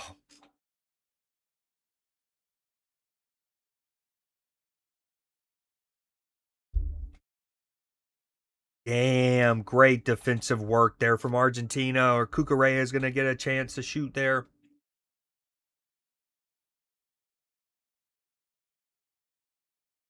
Yo, we have 4 minutes left on the Gamba. If you haven't gambled, or if you want to throw a couple of hundred more coins on there or something.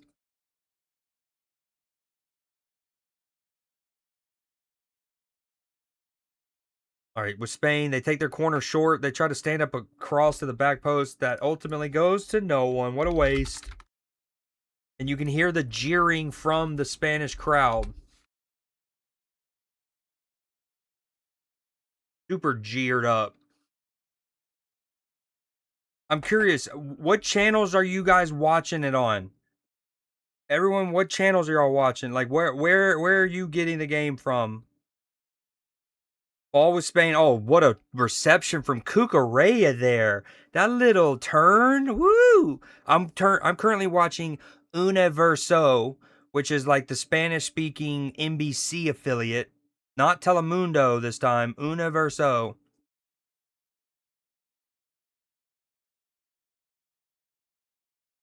Actually, with me saying that, I probably should get on Peacock. That'd probably be the cleanest.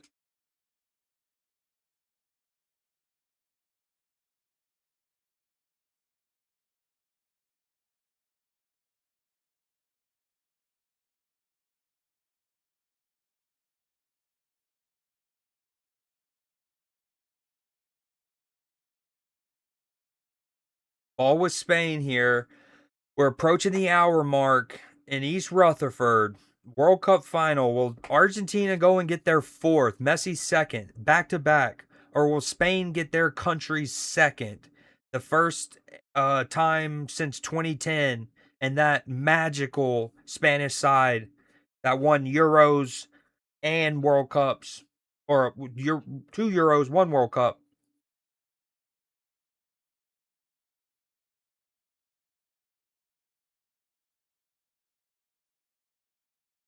Free kick for Spain. This might be that's as much as a makeup call for the one they didn't do in the first half.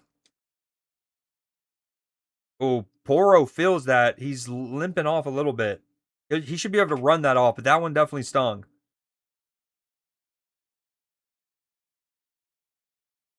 All right, I'm pulling the match up on my Xbox on Peacock.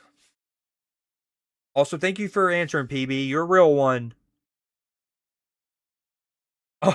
Wait, no way! The referee accidentally sprayed Alex Baena.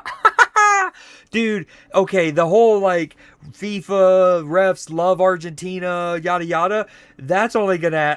I'm being facetious, obviously, super joking, but that's good. They're gonna be like, man, people are gonna be like, they like Argentina so much that the refs are even spraying the Spanish players. I can't believe that happened.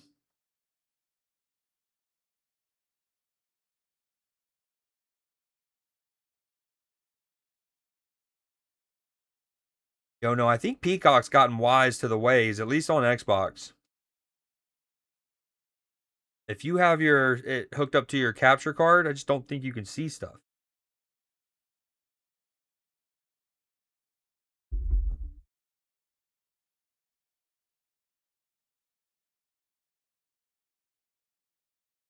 Ooh, Pedri coming on, not a bad sub, and my boy Ferran Torres. I love Ferran Torres is one of my favorite players in all of world football. Yes, please. See who's coming in. Okay, so Pedri, as I just said, but for who? For Fabian Ruiz and Oyazabal, huh? It's actually interesting. It's for Oyazabal.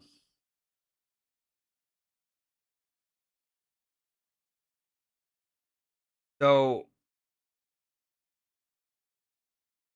Spain's used one window and made two subs. Argentina, two windows for three subs.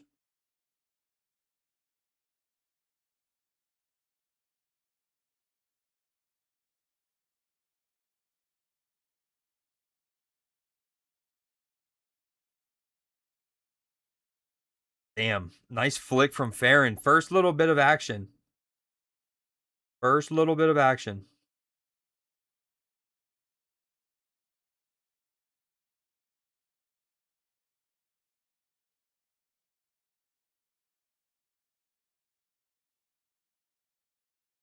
Dude, too easy.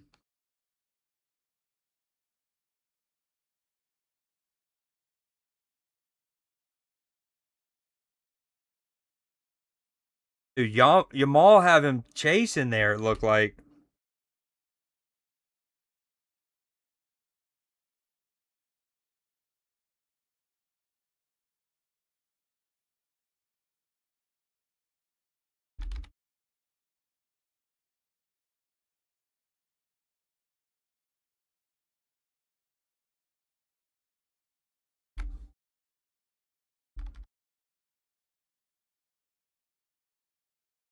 All right.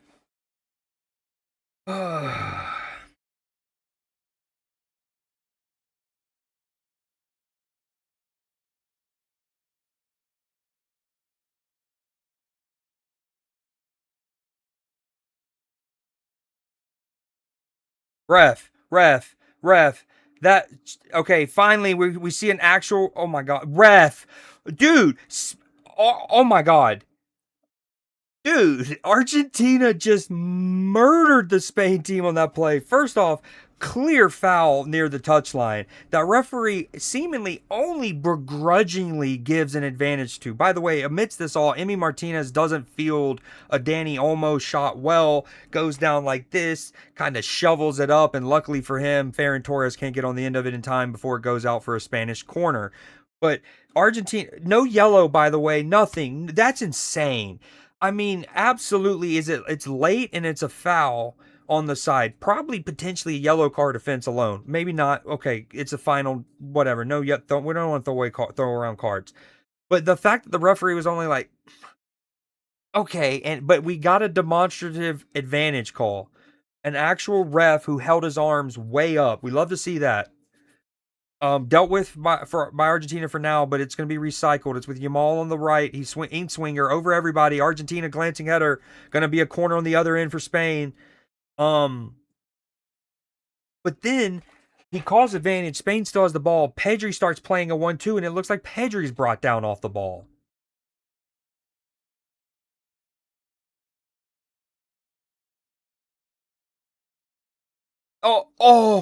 Oh my God! Another good opportunity for Spain. Ramiro is going to be able to clear it. He's at the end line. He's going to lump it upfield. Still, it's going to be with Spain. Cucurella is going to recycle back to his.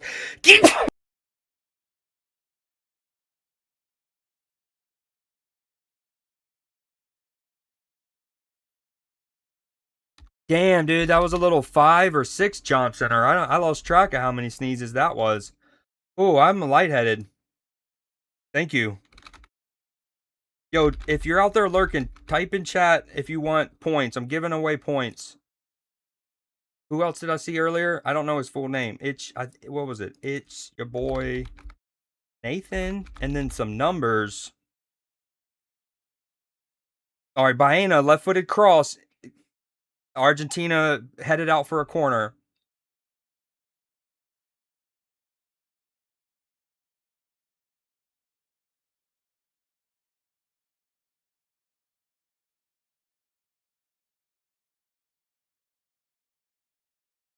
Was it 75?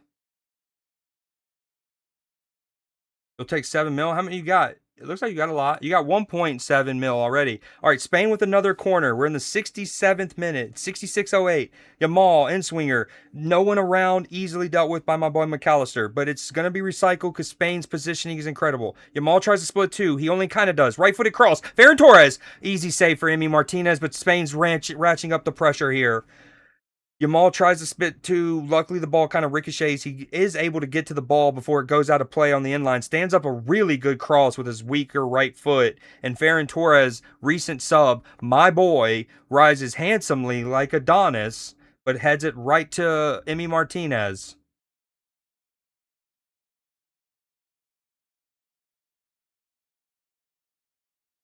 TV, I'll give you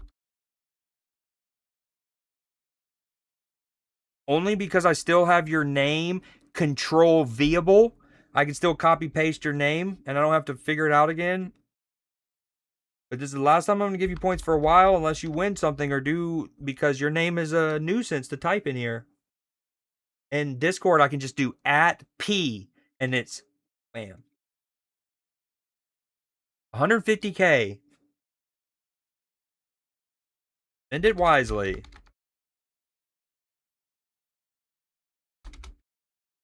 It's too easy. The house is rigged for your boy, I think.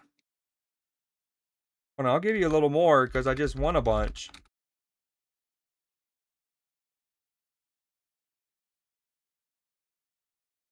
Yeah, I think I'm taking up all the wins. I just won't do it. Yo, I'm with the Spanish girl in the crowd. She's vibing.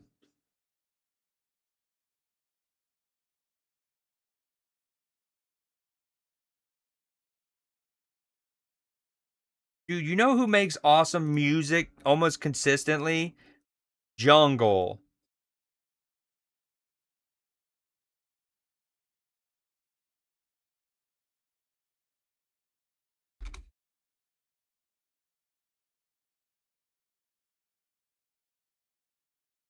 Don't forget there's a store you can spend your Creed seed on. VIP for a month. Follow back on a social media platform. Karaoke. I play a game of your choice. Movie night. React Andy. Now, when it comes to these reacts, and I also have a channel point redeem for that, is Jay-Z and Beyonce in the building. Is if it's something that a person will think, oh, Carlos Alvarez in the building.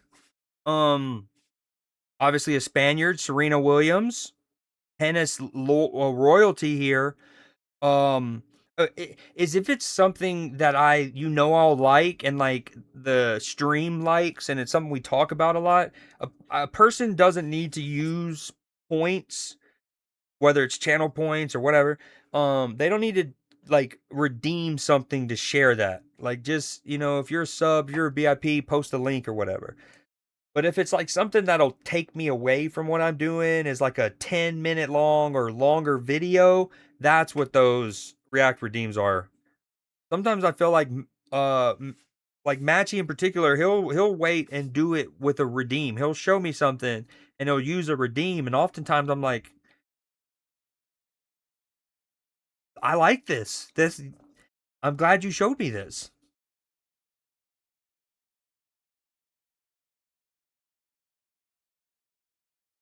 Nico Williams is still a part of the squad. He probably will get subbed on here soon if he hasn't already. I would literally did not pay attention at all during hydration break. What happened? There were subs made? Oh yeah, Argentina made two. Simeone came on and Medina came on. So DePaul off, Nico Gonzalez off. Argentina's lineup's gonna look much different now.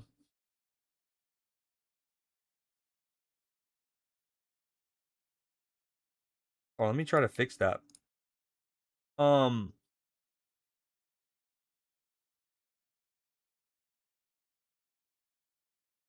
Dude, I'd love to be able to afford one of those actual like overlays that dynamically changes the lineup and stuff. So sick.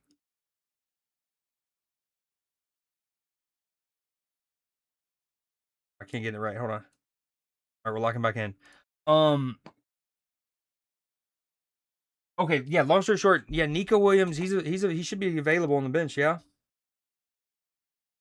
Yeah. There he is. He was a massive part of how Spain played and their success at Euros. He was just hurt. Um. He was hurt for a little while, and honestly, so he was basically back to like fully fit going into the quarterfinal match, and where Spain played Belgium, and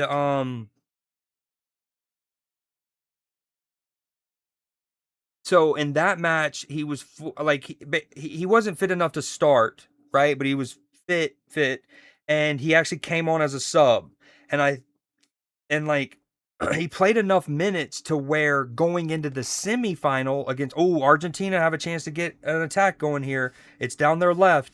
Going into their semifinal with France, there was actually a lot of conversation amongst the Spanish media and the camp and whatnot. Is does Nico Williams come back into the starting lineup? He's now fit. He's now played 20-ish minutes or whatever it was against Belgium. Oh, this is good play from Argentina. Lovely football. Messi to the right to Simeone. He's going to try to go. I think right there he's forcing that too much, trying to go back to the goat. Instead of sending a normal cross in where there's bodies, he tries to pull that back to Messi.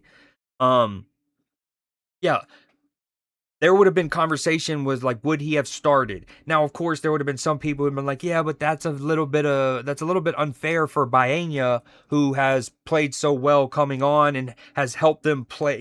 He hasn't lit it up in the stats department, but he's been really good in how they play, right? Um, Kubarsi, great tackle there, 1-on-1. Well done from Kubarsi on Alvarez. But long story short, Luis de la Fuente went with what's been working, started buying it, didn't start Nico Williams, and then has chosen to do that again. But long story short, he could have started, like fit, right? Part of the team, things are good. It's just, Luis de la Fuente is not one of those where like you automatically get your spot back kind of thing. Which is honestly probably a big reason why they have so much success, right? I don't know, like it a manager who can make that call and just be like, I don't care how big your name is or whatever. Now, let's say if it was Yamal instead of Nico Williams in the exact same situation, right?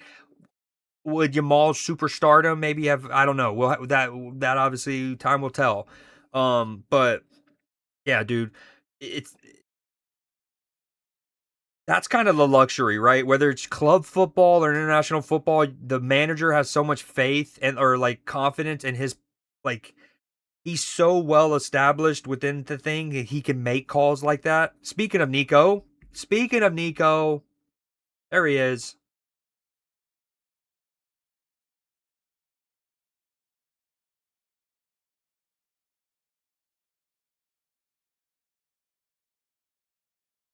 Yeah. I got you. Yeah, and keep in mind, PB, sometimes like so if I go on like a spiel like that, I know you know most of that. It's more just for like just in case people are lurking for VOD's sake. If ever anyone ever else hears it, it's just out loud, kind of educational, filling people in on the context. And yeah, I know you know. Oh, all right, still nil nil. 75th minute, 76. My coverage is at 75:06.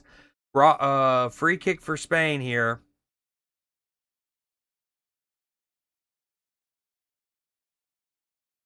Mikel Moreno, the Arsenal player, the super sub so far.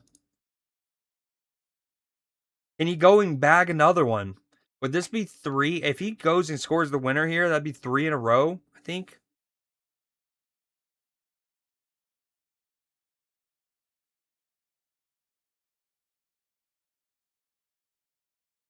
Oh, good tackle from Rodri. Dude, he's so good, man.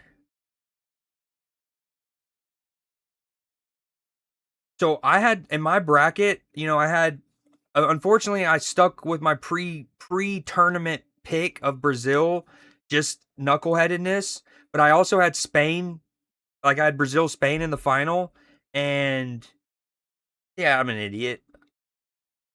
Oh, Pedri kind of is getting fouled as he's shooting it, but you're never gonna really get that if you get the shot off. It's not like there's an and one like in basketball. Great football from Spain, though. Dude, that's such smart defending by that Argentine midfielder. He just like makes it awkward for Pedro, right? Pedri. He doesn't foul him. He just kind of like bump. There ain't nothing wrong. Oh, Yamal skins him, takes him to the inline. Well done. Good defending from Argentina there. There ain't nothing wrong with a little bump and grind. Medina with good defending. Oh, great save from Amy Martinez. No rebound. Oh, and then it's over everybody. Ball still in play, though. It's going to fall to Nico Williams. He's going to try to recycle it. No, he's going to the end line. Stands up across. It's blocked. Corner for Spain. We're in the 78th minute. Emi Martinez has made several saves, and a lot of them not convincingly, but like efficient, like not efficient, like productively. I don't know how to word it, but they've almost all of his saves have either been like the weird one where he went down and he shoveled it, but he shoveled it wide enough where Ferran Torres couldn't get onto it and it was just a corner. There he saves it, and like a lot of these on a different day. I'm not even trying to say like luck or whatever, but like the ricochets. Sometimes you're like. And then it's harmless, right? But there's been several saves where there not been clean techniques, and therefore there's been like a ricochet element or a deflection element, and it's been crazy. It's been like a Emi Martinez performance, really. All right, another corner. Oh, he just mistimed his jump. I actually think the Spaniard there was so caught up. It was Kubarsi was so caught up in trying to like I don't foul bait maybe I don't know that he like weird body control. It's 22 here. I mean, Medina does have a fistful of jersey for the longest time, but nah, no foul. It was weird though. Medina kind of holding the jersey, maybe a little clean. Like that's here's the thing. That's clean. It's not clean, but it's legit defending. But when Kabarsi goes on the ground for Medina to like lean over him and talk shit, like, dude, you knew what it was good defending. Come on, man. You did well. Why you gotta talk that shit there? Anyways, here we go. 78th minute. Not that I have a problem with the talking the shit. It's like when you know why a player would have their body would have done something the way it did because you were a part of it. Even if it's just a great shoulder to shoulder challenge, right? Two people come, bam, and like then they go to ground and they're not asking for foul. They're just on the ground because you bodied them. Are you going to be like, oh, why are you acting like you know? Anyways, this has been such like a fine margins match. Argentina haven't had many moments, but even the one in the first half where they almost spring Messi and Unai Simon has great sweeper keeping. Granted, a lot of it was because Spain had so much territory there that Unai Simon, just as part of the Spanish structure, was some 30 meters from his goal. So he didn't have to go that much further. Oh, well done from Pedri. Good linking of play. Cross goes in. Another corner for Spain. How many is that? How many is that?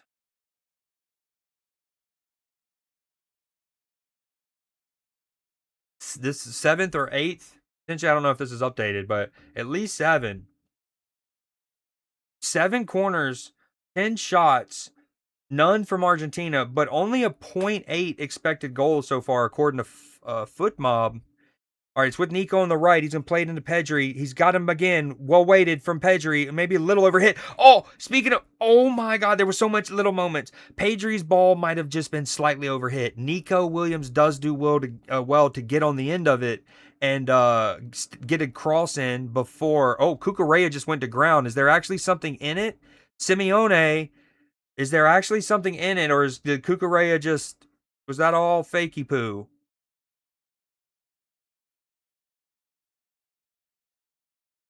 Oh yeah, I meant to look at your your bets mid halftime.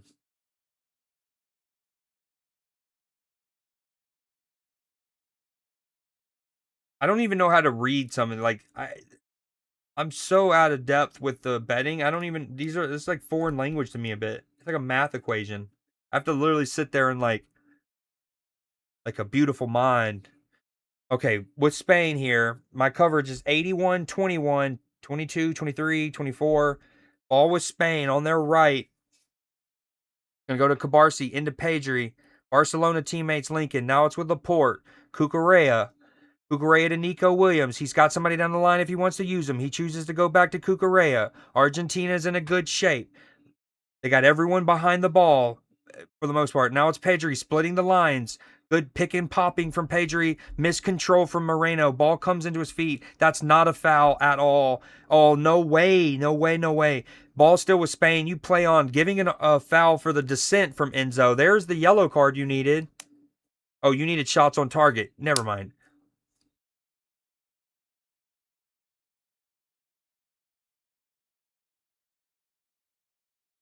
Dude, was there an elbow? We need a different angle, but from the angles we've seen, it looked like Enzo just kind of ran into the back of him and wanted that.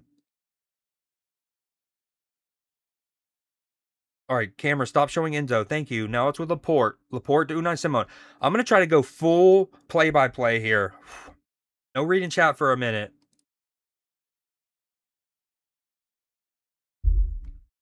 No digressions.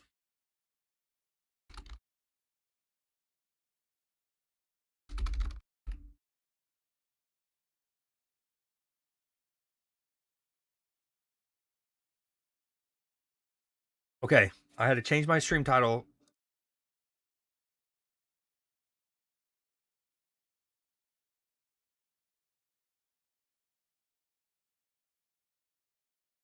Oh, dangerous ball from Argentina along their back line. Okay. We're in the 84th. My coverage is just a link up time. I'm at 83, 20, 21, 22. Ball with Cabarsi. Having to go left and right. Now it's with Laporte. It's been a lot of Spain here. Almost camped in the Argentinian half. Nico Williams with a great first touch. Referee says play on. Referee says play on. I do need to get my lineup closer. Ready.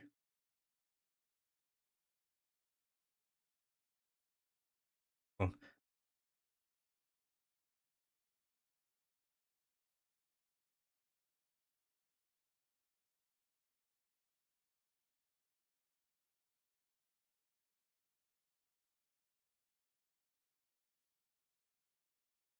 All right, I said I'm gonna go full play-by-play. Then that means moving things around. Oh wow, if this, I said we were gonna get plenty of shots of him in the suite. Honestly, I don't think there's been as many as I thought. Yo, Rodri's 694 passes is a tournament high since records began in 1966.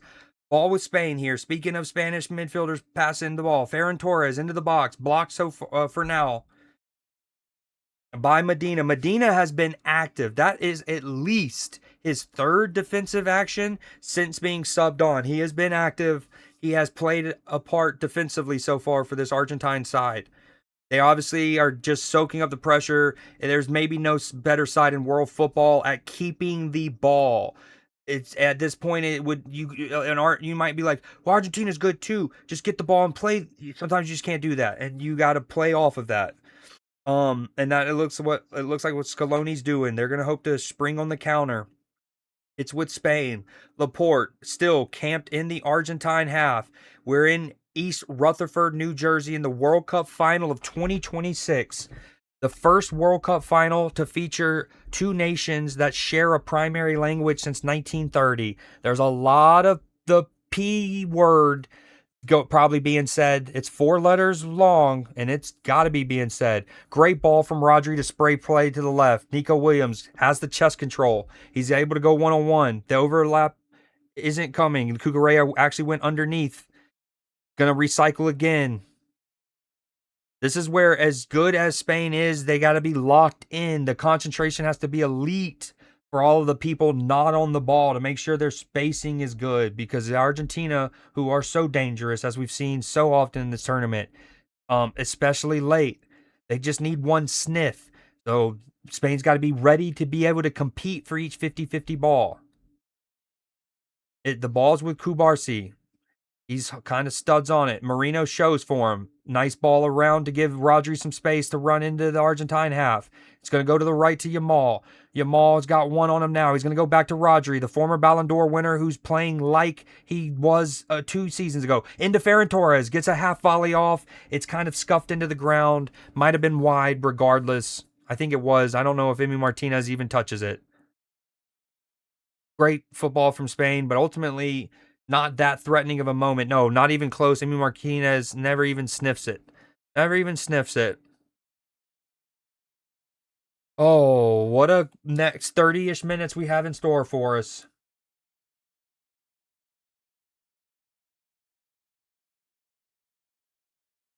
Scaloni trying to match Luis de la Fuente, the Argentine. Keep in mind, another factoid that I think, are all kind of familiar with, especially as England got into the semifinals with a German manager, is dude, Pedri's so good. That touch out of the air, and now he's running past several. He's into the Argentine half. He just made that look so easy. Yamal might have, okay, somehow it still gets to Laporte. That every World Cup winning nation in this tournament's history, the nation that won was managed by someone of that nationality during that tournament. So this year, De La Fuente, Spanish, Scaloni, Argentine, Deschamps, French, and then Thomas Tuchel, German, managing England.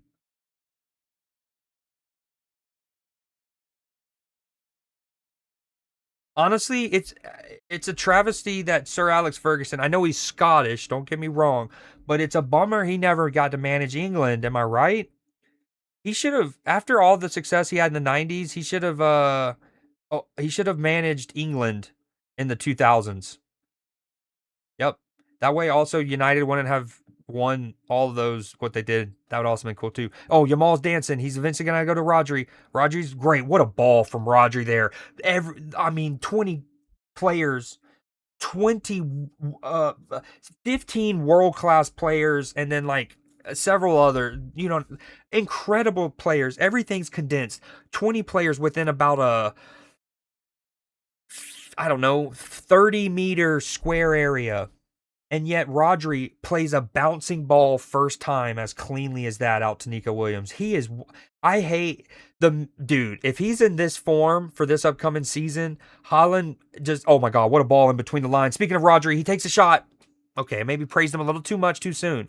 But with Haaland doing Haaland things, if Elliot Anderson plays like he did during the tournament for City, and Rodri's playing like this, the Premier League's going to be interesting. Liverpool with a new manager, Chelsea with a new manager, Man City with a new manager, Tottenham somehow not relegated.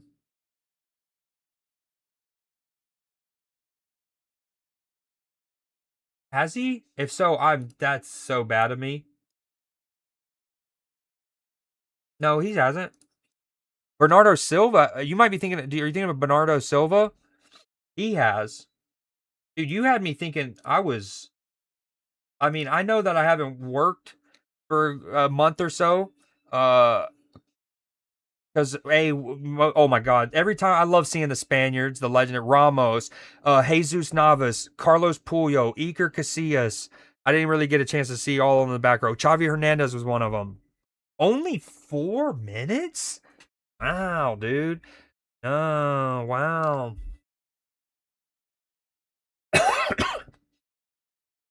Like if we're going best English slash British manager tactically, yeah, I would have to say that uh Eddie Howe's got to be the best shout. I'm not even saying that Tuchel should be replaced or whatever, but yeah, dude, y'all should throw the fucking crown jewels. You should throw the crown jewels at Zinedine Zidane and get him to be y'all's manager instead of France. And then collectively, oh my God, that what a shit show. Argentine player feels he's fouled off the ball. Referee says play on. Eventually, the Argentinian player, another Argentine player, goes to send a cross, and it almost looked like he. And I respect it if he did. That would have been cheeky. What a move. He hits the ref with the cross. Messi kind of just runs into him. Laporte, not only does Laporte stand his ground, he even looks like he tried. You know, sometimes you might like, especially in days of old, might have like lowered the shoulder to make that inevitable collision that you can't avoid harder for the attacker. Laporte did the opposite. It looked like he tried to brace for Messi. I was like, out of respect for the GOAT. Um, but what about Brendan Rodgers, huh? Too late. Has the ship sailed on him being tactically great? All right, ball with Argentina. Again, strangely that there's Argentina's going to score here soon, especially with us. Oh my God, it's ball with Messi. What a tackle. That's clean. What a tackle from Rodri. Oh, but what an interception there from Paredes. Still with Argentina. Alvarez is going to go to the right. Simeone has a chance to cross. Easily dealt with by Unai Simone. Dude, what bravado by Rodri to what a ball out. Argentine tries to intercept it. Nico Williams needs to play the switch. That's selfish. Oh my God, that's so selfish from Nico Williams. Now I know because of the way the play broke down. Oh my God! Oh, that's a red. Oh, that's a red, dude. One of the Spanish, yeah, it's got to be Enzo, dude. One of the Spanish players just whirlwinded like John Elway. Now, I have not seen a replay. How much does he embellish this? Okay, if he did embellish this, he didn't mean to embellish that much because he could have seriously got hurt just because of his landing. I'm not even saying anything to what Enzo did, just because of his landing. Dude, but Kubarsi needs to get there first. He knows it. That's brave. That's late, dude. Oh, that's such a dangerous landing. Again, regardless of how much the collision has to do with it, yo, he just John Elway'd in the Super Bowl. That's got to be. I mean, that's no bueno, dude. No bueno. What I was gonna say right before that though is Rodri, dude, to even choose to go in for that tackle is brave. Like knowing not only is it the 92nd minute in the World Cup final, the ball's right outside the area, so if you don't get it right, you're giving Messi a free kick to potentially have a walk-off, a game-winning walk-off free kick potentially. And you have to get it right, dude, and he does. Now, keep in mind, I don't even know if he gave him a straight red or just a second yellow. Messi's over it, dude. What's Messi saying? What do you think Messi's saying to him? Yeah, that's what, even if Kubarsi had tried to, if it was a matter of him selling that, I don't think he meant to sell it that much if he did, because that is a risk. Bro, you know, Enzo Fernandez was speaking of breakout stars at World Cups and stuff like that, he was certainly one of the ones in 2022, an instrumental part in Argentina winning that World Cup. It led to his big money move. Oh, Kubarsi and Messi talking. What are they saying? He didn't cover his mouth. Dude, Messi, what could he have said that would make Messi immediately go into like tattletale mode? Teacher, Immediately went into tattletale mode. Dude, Spain having already been in control with the ball territorially, now going to be up a man for extra time, presumably.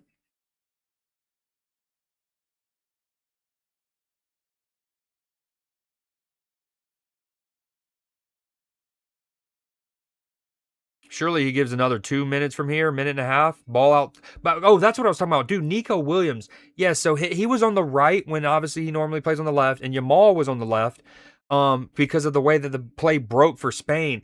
But from an early point, Nico Williams has Yamal. Yamal is calling for it, screaming for it, open at the back post, begging for it. And not only does Nico not play it then, you're like, okay, maybe he just wants to get the ball more under his control a bit before sending it in the cross. Nope, he eventually just goes and shoots it. Oh, that's a foul, certainly too, dude. No, that's a yellow card.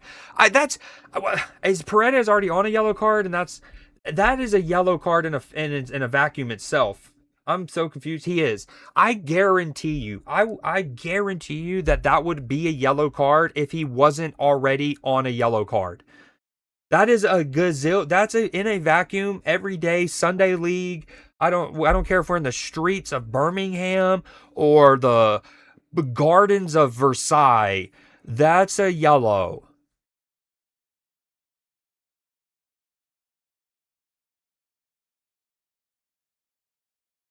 For a dangerous free kick for here. Is Yamal gonna get the chance to have a walk-off winner in a World Cup?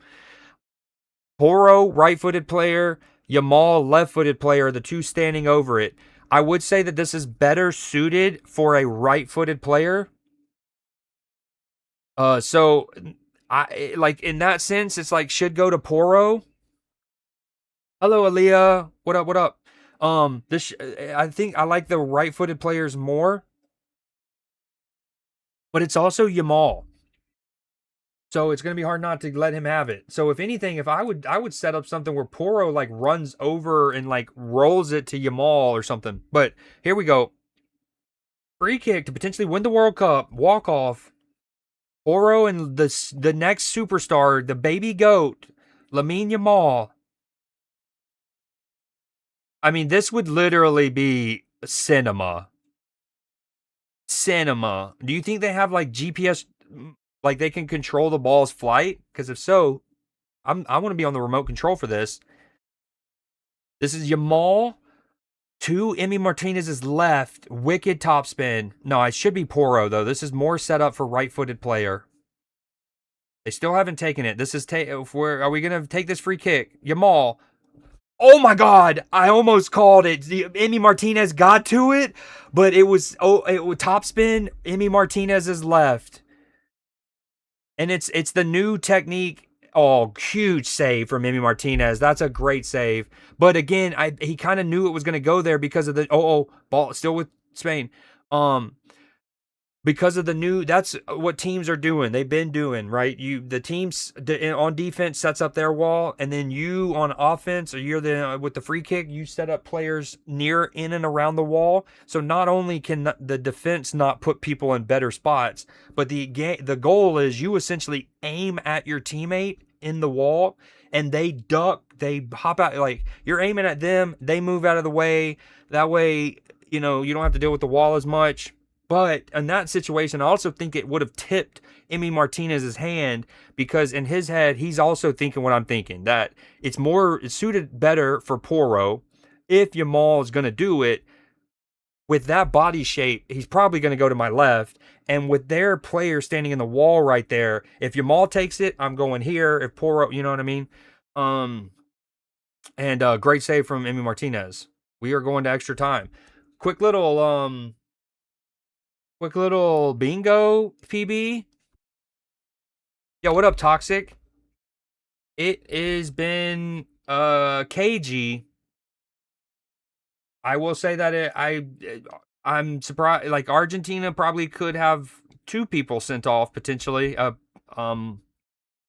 But also it's been wicked. It's been mainly Spain the last 30 minutes for sure. What am I doing? Oh yeah.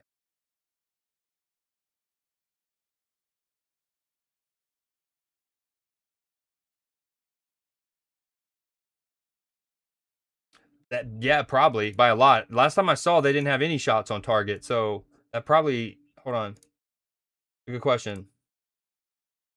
Yeah, yep, still 0. Wow, 2 touches in the opposition box in 90 minutes.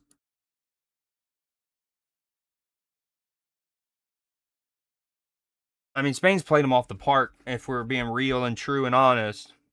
Oh, but that's the thing. Only the and I'm not even. This isn't even anti-Argentina bias or whatever here. The fact that there's only been 3 yellow cards in total is kind of crazy. Again, you don't want a ref to be taking over the game and throwing out cards willy nilly, but at the same time, um,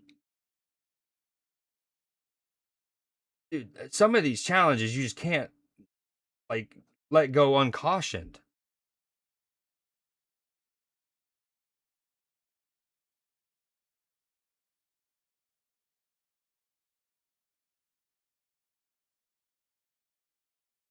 Kubarsi most touches. Rodri with 106. Oro. Lamine Yamal, 64 for an attacker. That's actually with 80% passing accuracy. I mean, a lot of them are probably back in recycles, but the fact that Emi Martinez has the most touches for Argentina,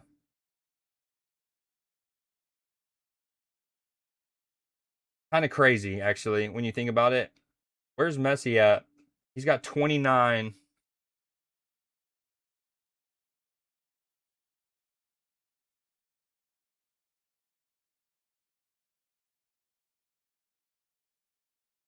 Oh, hold on. Let me pay out. It was a draw. Okay, one more. One more Gamba going live.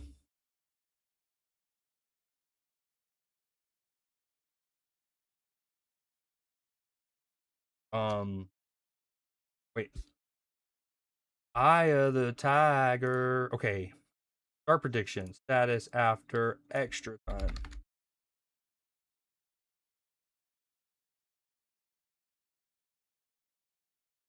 Okay, Gamba live. Oh, I didn't mean to make that for 30 minutes. Ignore the 30 minutes. Get your Gambas in now.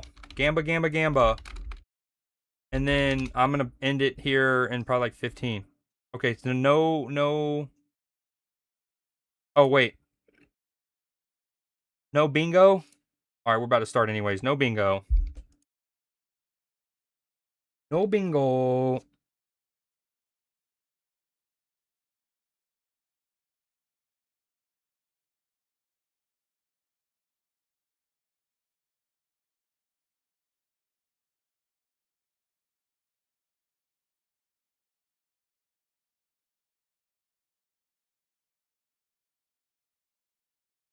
Spain are about to play this extra time, and keep in mind, there's no golden goal.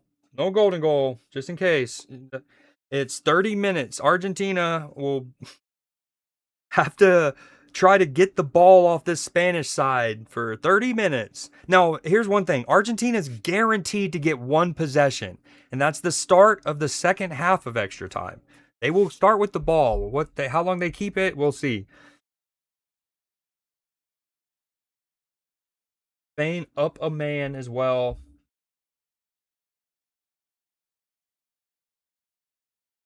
All right, we're going play by play here. Whew.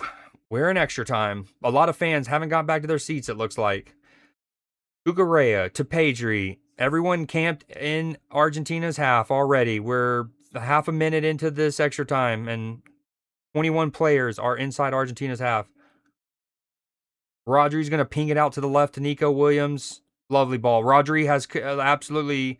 Again, if somebody like a Messi or Yamal scored, they're going to get man of the match. It's Rodri.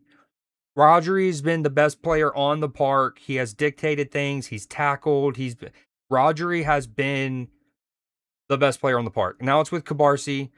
He's essentially playing midfield. They need to be careful for the counter, though. They don't need to send too many forwards. Sometimes you can just get in each other's way.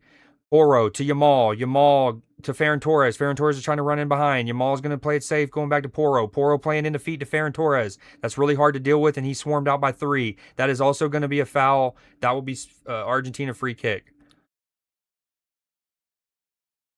I mean, Porro might have gotten hit in the face, but he fouled the Argentine first, also, and primarily. That also should be a that should be a yellow card to Pedro Porro, but What do I know?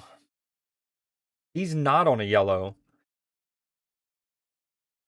So it's not a worry of like him getting 2 yellows.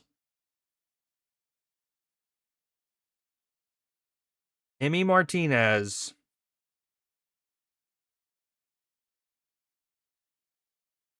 I don't even know if it's worth. So like Emmy Martinez just waived all of the Argentina side forward, but to see, okay, exactly as I was gonna say, he waived them all forward, and even if he didn't literally immediately kick it out of play like he did, let's say his kick there stayed in play. Like, who's to say Argentina is even going to stay that far or like keep the possession? I don't know. Oh, Ferran Torres with a chance. He's in the box. He's going to drop it. That's a really poor drop. That whole ball was bobbling. I don't know. I'm not gonna. That might have been a playing surface moment, but from the jump, that ball started to bobble like crazy. Oh, well done from Yamal to go and win that. And the Argentine. Oh my God! What a ball! What a save! What a chance for Spain! Emi Martinez is keeping Argentina alive here. Yamal does ever so well to nick that ball back. And then it comes into eventually Pedri, who floats a delicious ball to Nico, who I think was left-footed, by the way, by Pedri. Delicious ball. And what's awesome is Nico doesn't even get his whole head on. Nico has like a man bun, um, I don't know, matted hair, like matted hair. Anyways, and he gets the header with that, or it might have been a little too high for him. Dude, what a ball from Pedri! Just glance, well done from Emi Martinez. He did, dude. He basically slaps it with his matted hair. That's awesome.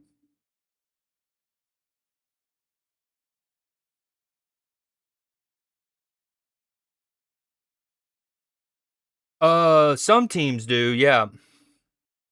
Some teams do for sure. I also think though, like some of it is like Argentina. Let me say this: Argentina will play like 80% of their matches.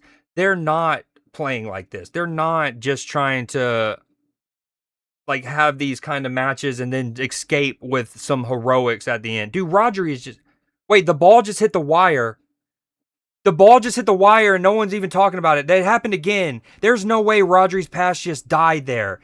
Dude, there and again I'm on Spanish commentator, so I think they are talking about it, but I wonder if the English broadcast is. You can even see the spider cam shadow. Rodri is picking out another delightful ping to Nico Williams, not exactly like he did just moments prior, and the ball just dies. Literally comes straight down. Now it didn't ultimately matter because the ball is still with Spain, and so in the controversy the other day was more in regards to what a touch from Nico Williams. Again, Rodri plays that little ping to Nico. Nico gorgeous first touch, but then they lose it. Oh my God. Um, the controversy the other day was it actually led to a goal, right? So Norway have a goal kick. Their goal kick is flying in the air. It seemingly hits one of those spider cam wires. The ball comes down, and then England collect the ball off of that, and then they go down the pitch and score on that same possession. So that it's still that's goal. Now, are they going to call a foul on there? And dude, in fairness, I'm actually surprised the ref. Okay, I've talked a lot about Argentina this, Argentina that. This is not one of those. I actually am surprised the referee didn't blow play dead well before Nico Williams even gets a chance to put that ball into the open net. I'm genuinely surprised they didn't already blow play dead prior. So the fact that we all watched what's his name put the ball in the back of the net it adds more to the Argentina is favored narrative. I don't think this is that. Now you can argue, is there a foul by Moran? Now okay, Oh, dude, Emi Martinez gets a hand to Nico Williams. Emi Martinez is playing so well that even in that moment, with all of that going on, he still gets a hand to Nico Williams's shot into the open net. Now, when you look at the replay, there's not much fouls there. Like Moreno on the Argentine defender, there's not much. And there's nothing from Moreno on to Emi Martinez, right? But we all know how goalkeepers are protected. And a lot of times it's just. And I will say that because even me, when I watched that whole moment live, I thought Moreno fouled Emi Martinez, and I'm surprised the referee didn't blow play like immediately.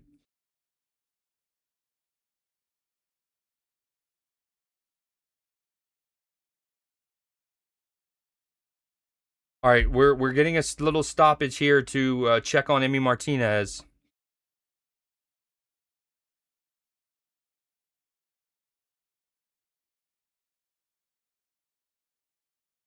Yeah, again, I've been, especially that Egypt game. I just don't think that that is one of those moments. Again, upon replay, it doesn't look like a foul should have been called.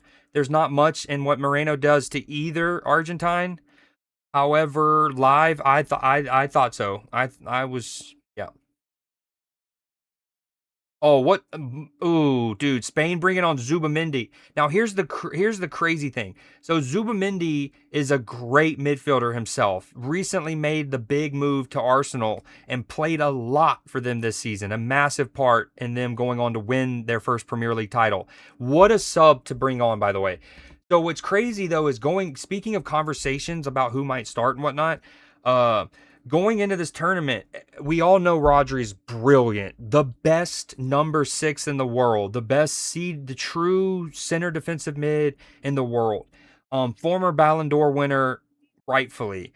But he had only just started to fully come back from that. So he wins the Ballon d'Or, and then sometime later he gets his ACL tear. So obviously that puts you out at least 6 months. And then there's like the month or two you got to get back working with the ball. And ultimately, you can expect like 8 or 9 months where you're not fully at it. Played Nico down the line. Cucurella, oh, it just gets past, dude. If Cucurella could have played that better, so ultimately, Nico Williams loses the ball and it's cut out, but that a better ball there. Well done for Moreno to track back and intercept that. A better ball by Cucurella, and Nico Williams can take that to the end line, potentially do a cutback, so on and so forth. Ball with Spain here. We're approaching the 100-minute mark. Long story short, Zubamendi's a brilliant player because Rodri hadn't fully come back into like prime Rodri. Basically what we've seen this tournament, we hadn't fully seen that in the Premier League. So there was genuine conversation about should it be Zubamendi or Rodri who started in that true 6 for Spain, right? Um and obviously they went with Rodri. Zubamendi could have, the way the Spain's team is, Zubamendi could have also played and then play every bit as well, but Rodri's been back to his world-class best. And the fact that they can now bring Zubamendi on as a sub is so fire. Ball with Spain. Cucurella on the left. He's going to play it short to Nico. Nico's going to come back inside. Then it's going to be recycled. Pedri. Alexis McAllister closes him down. Now it's on the right with Porro. Porro has a chance to cross it. He stands up a decent one. It's a little bit past who his target was, I think. Argentina deal with it for now. Back with Cucurella. Into Zubamendi. Zubamendi doesn't have any options. He does have Pedri if he wants to. He's going to fully recycle. Now it's with Pedri. Pedri's been brilliant since he's come on. What substitutes for Spain to have? Let's just bring on Pedri and Spain as our substitutes in the latter half of a match in a hot day in here in North America. Now it's with Yamal. The double team is there. He's going to go to Porro. Porro's going to play it short. The 1-2 is there if he wanted it. Oh my God, that was almost like a little mini set piece routine. Yamal shoots it into New Jersey itself, all the way to Trenton. That ball wasn't even close. Um, Dude, one of Spain's best attacks over the last couple matches. And they had a moment earlier in this match too, but it's the ball coming, it goes right, it comes back to Porro. Porro plays in the feet and then runs off of that, and the person receiving it lays it off to Porro. I feel like they need to get that pattern back. They kind of almost had it there on that last little spell, but that needs to be a wrinkle in them. Here we are, Argentina with a goal kick. Is he the bet? He's man, him. Jed Spence played really well for England. Is another contender.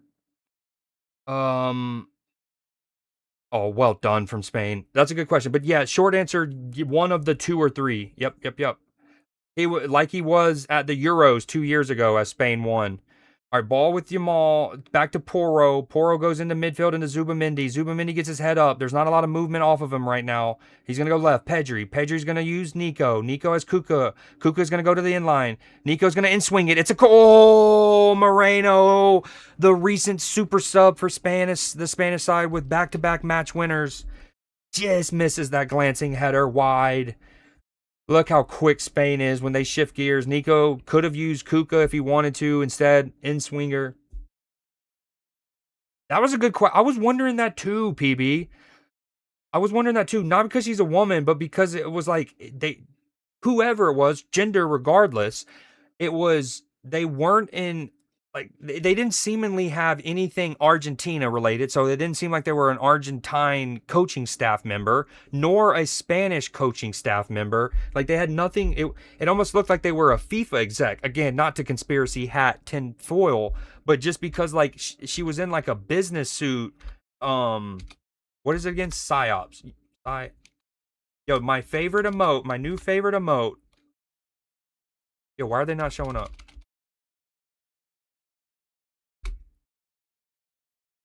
Okay, with Nico, sorry, we'll worry about that later. I have an emote called PsyOps, and we need it back in my life ASAP. Nico Williams is going to try to shoot it. He's been a little greedy since coming on. He's very dynamic. He's a great player. Huge part of why they won, but why? That's not good. Oh, cheeky from Cucurella. Cheeky. Real talk, that should be a foul and arguably a yellow card for Cucurella if we're keeping it a stack. If we're keeping it 100. What a ball out to the right for Yamal, but he can't control it. In fairness, he might have gotten fouled on the benches. Oh, shit's popping off. Of course, dude. Why? How does that? How do they? I don't mean to be anti-Argentina, but how do they get away with that? Not the foul on Yamal. How do they get away with so many operational things? What I mean by operational stuff is like things like outside of the playing area. And again, I'm also saying that Cucurella should have just got given away a free kick and a yellow card. Don't get it twisted. Cucurella, that is the dark arts that we talk about all the time. Clearly, that ball's over. Cucurella's beat. Like, Tagliafico, so I mean, like, this is dirty. This is bad from Tagliafico. That's a yellow card in a vacuum, right? That they're out of play, and he's anyways. But what I don't get, I don't care about the foul or not fouling Yamal. What I don't get, okay, finally, Scaloni got a yellow card for probably what I was about to allude to. It was the Argentine substitutes. There was 3 or 4 who are running along the sideline, right, to stay warm up in case they come in or whatever. And it was the way that they ran over to get involved in the moment, and like the fourth, not the fourth official, the AR had to. Oh my God, what an interception for Pedri. Pedri might have just done a full split, and that's not a foul. Wow, there are so many talking points right now. Can we talk about Pedri just did a full split? I mean, that man was groin ripping split to intercept that ball right before Nico Williams might have gotten fouled or not. But long story short, the fourth official or the AR had to like be like a bouncer to the substitutes for Argentina. Dude, this is gonna pop off. This is gonna pop off here in a minute. That there is going to be a late challenge, another one. Let me add that, another one, and it's gonna be another one of those moments that the referee has failed to control the last couple moments, and it's gonna boil over. It's 100% what's about to happen.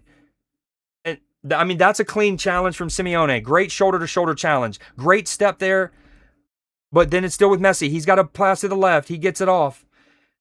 Well done from Pedro Porro has been incredible this tournament.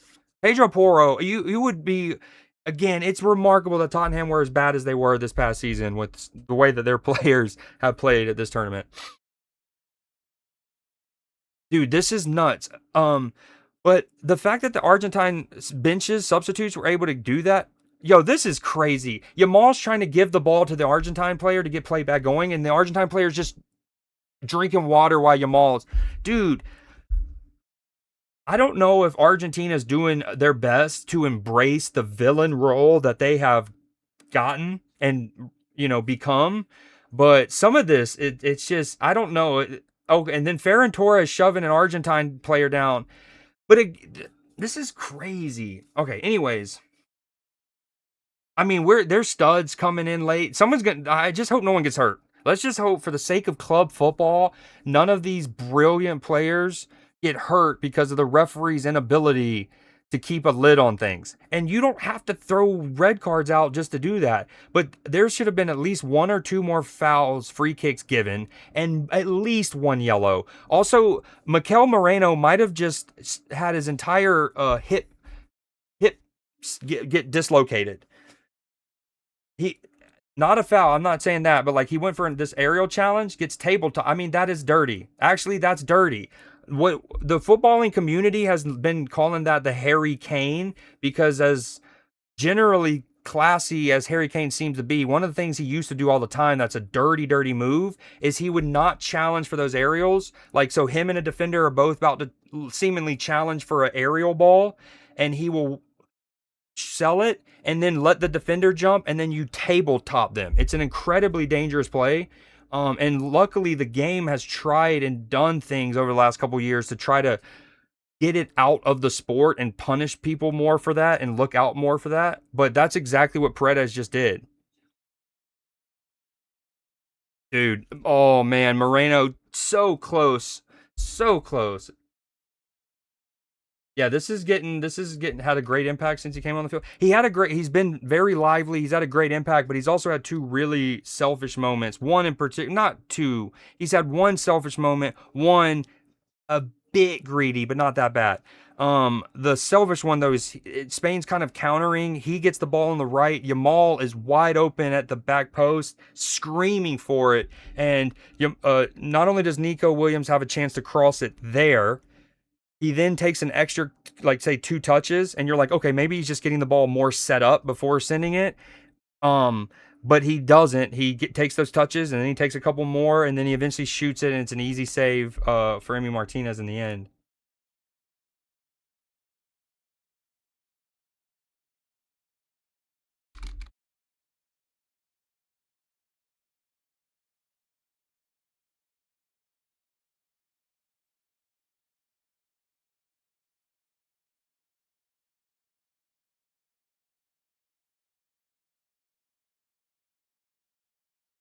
All right, we're at a hydration, or not hydration, we're at the intermission of extra time. Again, Argentina is playing down a man, 2 yellow cards to Enzo Fernandez. Speaking of that, are we still only on 2 yellow cards? If so, that's wicked. Yep. Wow, dude. The fact that there wasn't a single yellow card shown in that first half of extra time is insane. I think both Cucurella should have had one, and there's maybe 4 Argentines that could have had one. And again, if he's worried about, he doesn't want to send another person off. I mean, Romero's on a yellow, and Paredes has probably gotten away with 2 challenges. Both in a vacuum could have been a yellow, but with him already on one, it's not given. Dude, quietly, shout out Otamendi, by the way. Otamendi had to kind of get forced into a substitute. Like, Otamendi's 38 years old, would have not expected to play much this tournament, first and foremost, right? But he damn sure wouldn't have really expected to play much in the final. And then Lisandro Martinez gets hurt in the first half, and Otamendi at 38 years old has to come in, which is really impressive. And he's played here's the best thing I could say about Otamendi is I haven't heard his name mentioned. And generally as a defender, you kind of want that, right? Like that's a good thing. Now, sure, is it cool if you can make a last ditch tackle? You can make a huge recovery interception or something like that, and we all see it and we shout it out. Yeah, but that also means your team has kind of left you. You know what I mean? Like you, it's like the oh, that's a good ball at the back post. This should be a good goal for Spain. That stands surely. My boy Ferran Torres, let's go. Let's go! Oh my God, that cameraman just got mauled. So there's a cameraman deep in the thicket of this celebration. Poor lad. 07s for that. Ball on the right for Spain. Stands up a deep cross to the back post. Nico Williams, in fairness, does really well to kind of hold his width a bit there and not like oversink. That way, when the cross gets overhit, he's there to head it back, and he heads it back into a great, dangerous spot. And it leaves Ferran Torres with a left-footed volley. Not quite Zidane's volley against Leverkusen in the Champions League final. In terms of Zidane's hits underneath the crossbar. His is from on the edge of the area, right? But in terms of technique and having to like keep that knee on top of it and keep the ball down, not too dissimilar. Huge goal. Ferran Torres, baby. Cross comes in. Look out. Nico Williams does really well there because hold on, my mouth is so dry right now. Nico, I think Nico Williams does even better there than you would think because Medina is doing a really good job of like out jostling Nico. It actually looked like Nico was going to kind of fall down for a minute, right? Like Medina's jockeying kind of dislodges Nico, and Nico's able to kind of reestablish his balance just enough to head that down for Torres to sweep that home. Here we go. Yo, what up, Derpy? The Odyssey was fucking awesome, though. Glad I chose to watch that over this horrible. I think the best scenario is to watch both, but I'm glad you not only saw it but also liked it. I thought it was incredible as well. It was so dope. It was epic, epic, epic, epic, epic. And some of the best moments of it aren't even the really cool action set pieces that we all know that are part of the journey. It's kind of like it's the Nolanisms to it. It's the story, the way he constructed the non-linear storytelling of the poem. It's the questions he asks. It's the way that it's kind of a parallel to Oppenheimer. Okay, a free kick with Argentina here, though. Down a man, down a goal in New Jersey, East Rutherford. Unai Simon claims it in the end.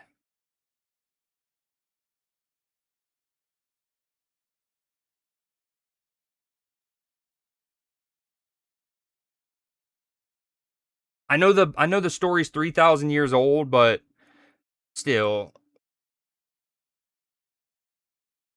At least in fairness, if you would have said Jason Bourne, you know what I mean? Like if you would have used two fictional characters that they both played, I think I would have left it. But since you only like half did it, I was like, you know what I mean? I was like, he didn't even full send it, and it's kind of borderline. Again, it's a 3,000-year-old story. It's not so much that, but yeah, Jason Bourne and Batman do not see eye to eye. Dude, it's so good though. What were you able to see it on any, like, even if it's LIMAX, like, there's like 4 or 5 different kinds of IMAX. Were you able to see it in IMAX and on the fucking super tall screen? All right.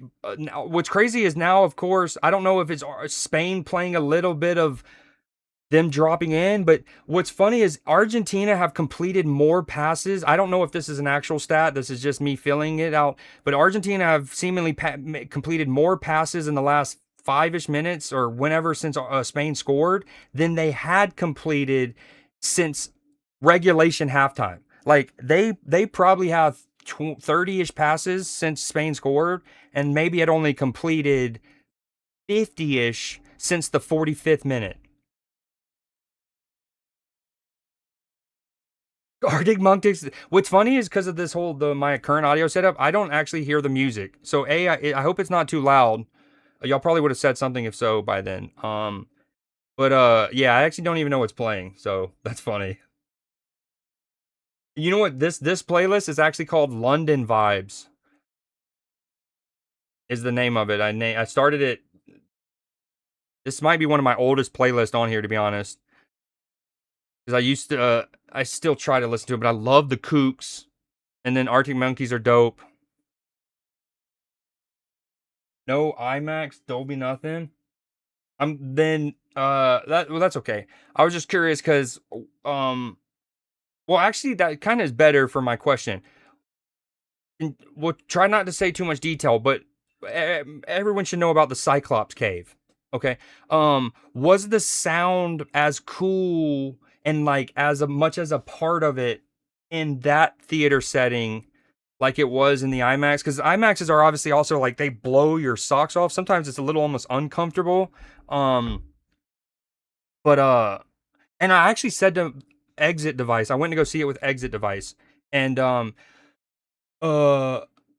I said to him, actually, even before the movie started, we're watching a trailer, and one of the trailers was just like, yeah, I mean, you were getting bam, right? And I said, I was like, dude, I don't know if there's an age limit for IMAX theaters, but I feel like, and I don't know, I'm no like ear, nose, throat specialist, but I almost feel like kids of a certain age shouldn't be allowed to go into IMAX theaters for their like ears' sake, right? Like I don't like I feel like you need to have a developed cochlea or something, right? Like it's something. Your eardrum needs to be more developed.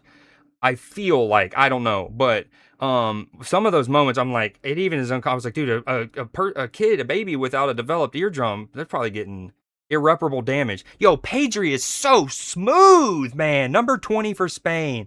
Just he's one of those footballers to just enjoy. Especially if you're kind of just half into the sport just during the World Cup and you're trying to notice little cool moments of skills. Oh, great decision from Ferran Torres to play Nico Williams. I think a lot of teams would have just played. Oh man, well done from Nico Williams to stay on his feet. Oh, then he gives it away. A lot of teams I think would have just recycled there. I actually like that Nico makes that run in behind, and I like Ferran Torres' choice to play it. What was I gonna say? Oh yeah, eardrums, loud. I think I said all that. Spain have over twice as many passes completed as we would have expected. Um, Oh, he's offside. If Aaron Torres is onside here, he's done brilliantly. That might have sealed it. I think he's offside barely. What you'll notice on this replay is Ferran Torres has to quickly. This isn't one of those where he's just like being lazy. I don't think. I think the turnover of play there, he has to quickly try to get on and bend it, and he just doesn't fully get back on. I don't think. Um, but you would also argue that he probably, especially since he's a sub and he doesn't have the excuse of tired legs, he should have gotten back on side, even if he didn't expect his team to win the ball back in that manner. Maybe a little stronger than, oh, hold on. You had Jamie T on earlier too. Forgot that banger. It's for you. That's because I'm doing it for you, bud. I have a company called Golden Star. Ah, gotcha. Oh yeah. I know that. So even some that aren't like visually doper, the like sound is doper, or it's one of those theaters that it like you get the visceral feeling in your chair and whatnot. Is it very similar? Yeah, the score is incredible. Ludwig Göransson is so ahead of curve to becoming the undisputed GOAT. Right now, like, with composers, there's 4 to 6 or 7 film composers I feel like are could genuinely be in the conversation, and you will have no like even like obviously it's all still subjective, but there's a lot of answers that a person would give where I wouldn't argue at all. I would not argue at all. And Ludwig is so far on his way to being there. It's incredible. The fact that, for those that don't know, hold on, I'll talk about that after the match. We're in the 115th minute, corner with Spain. They're going to take a short. Messi's going to float it over everybody. Unai Simon watches it out for a Spanish goal kick here. Um, yeah, another, for those that don't know, and this isn't spoiler at all for the Odyssey in any capacity, but like with Ludwig did with Sinners and more relevantly Black Panther, he does really well to find sounds that are very age and like culture appropriate. And on top of that, not only did he get an actual like lyre, like Lyre, the instrument, and people to play it to make some of the score, but they also reinvented an instrument from the past. Like apparently there was like zero examples, copies, artifacts, reads, anything. Oh, that might fall to Nico. Dude, Ferran Torres. Okay, now this is lazy. He should have been on side there for Nico to potentially play him. Now he's Oh my God, Nico just, instead of playing it across the box with his left foot to Ferran Torres, who might not have ever gotten back on side in fairness, he tries to do a trick, I guess, to chop it onto his right. I don't even, my thing is, what was he even trying to do a move there for? There wasn't necessarily an Argentine that he needed to beat with the dribble.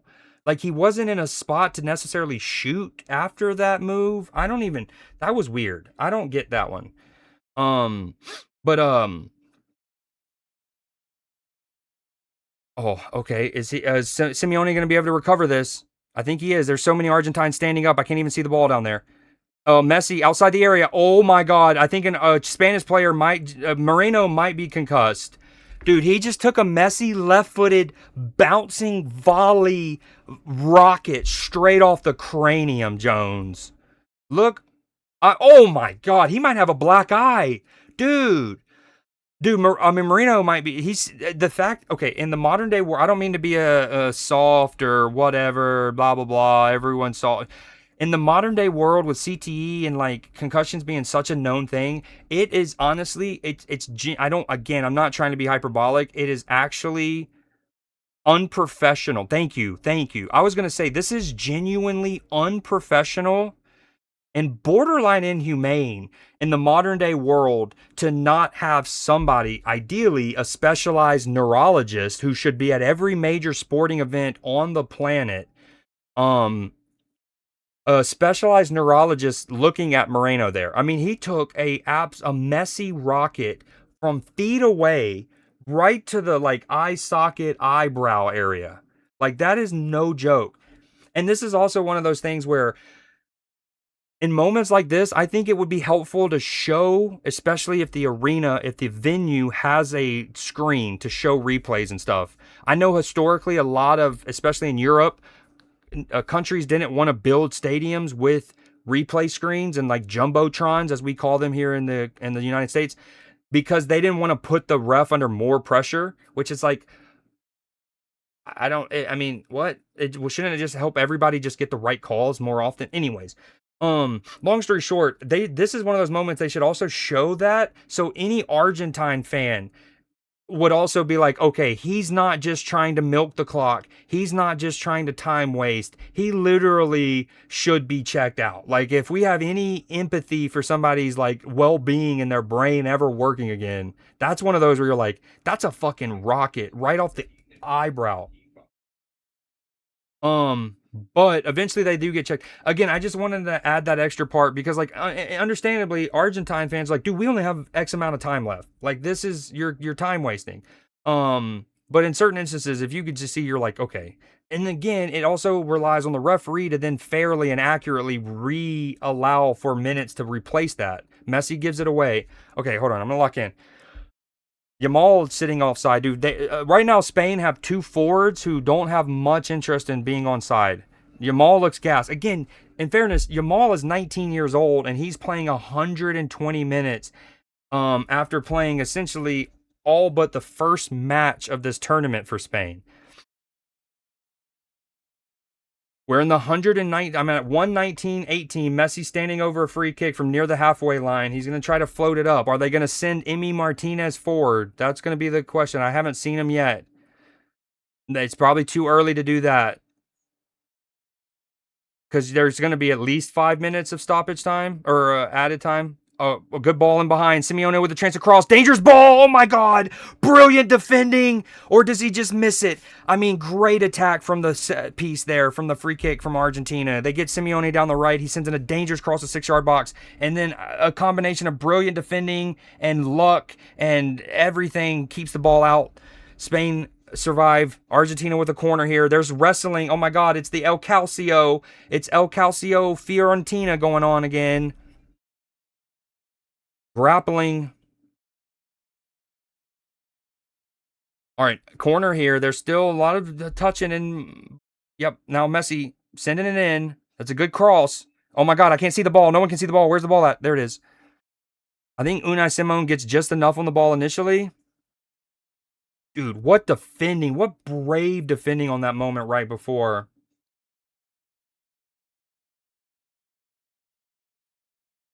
Hold on, I'm gonna get caught up on your chats about movies here in a minute, Derpy.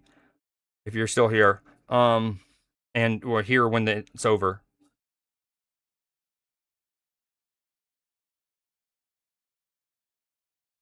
I think I just saw the streamer Sandwich in the crowd there. I'm not even kidding. I don't know if she's there. I don't know why she would be there just for the event. If so, that's super dope. But oh my God, Argentina with a chance! Oh my God, and he skies it. Is that Simeone? Oh, one of the most famous names in Argentine football history, essentially, because not only did his dad play for Argentina in the 90s and in notable moments, including the David Beckham red card moment, but he obviously then, Simeone going to be one of the better managers in world football at Atletico Madrid. Damn, I mean, that's a tough one. Ball bouncing, dude, a lot of bodies in front of him, not just Spanish ones.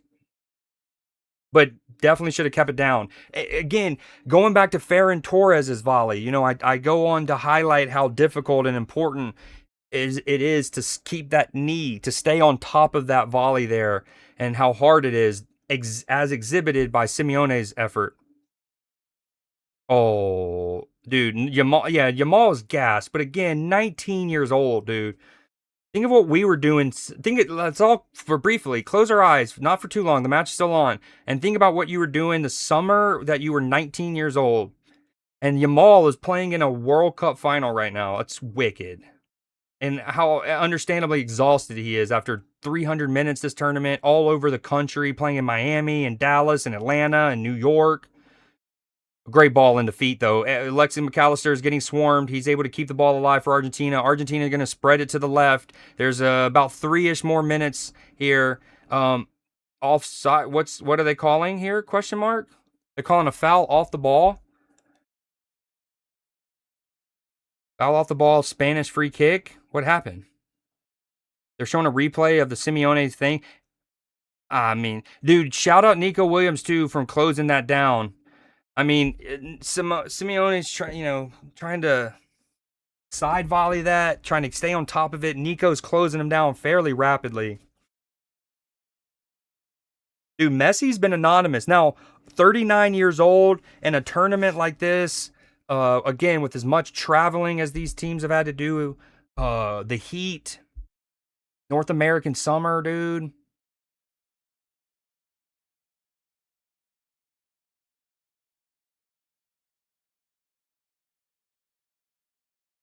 And, oh, well done. Oh, that's actually good football from Argentina. It's going to be a free kick. They should be at least 2.5 more minutes here.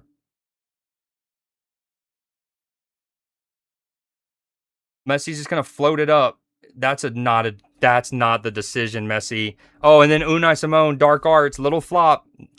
Not like a flop, but like a fish flop.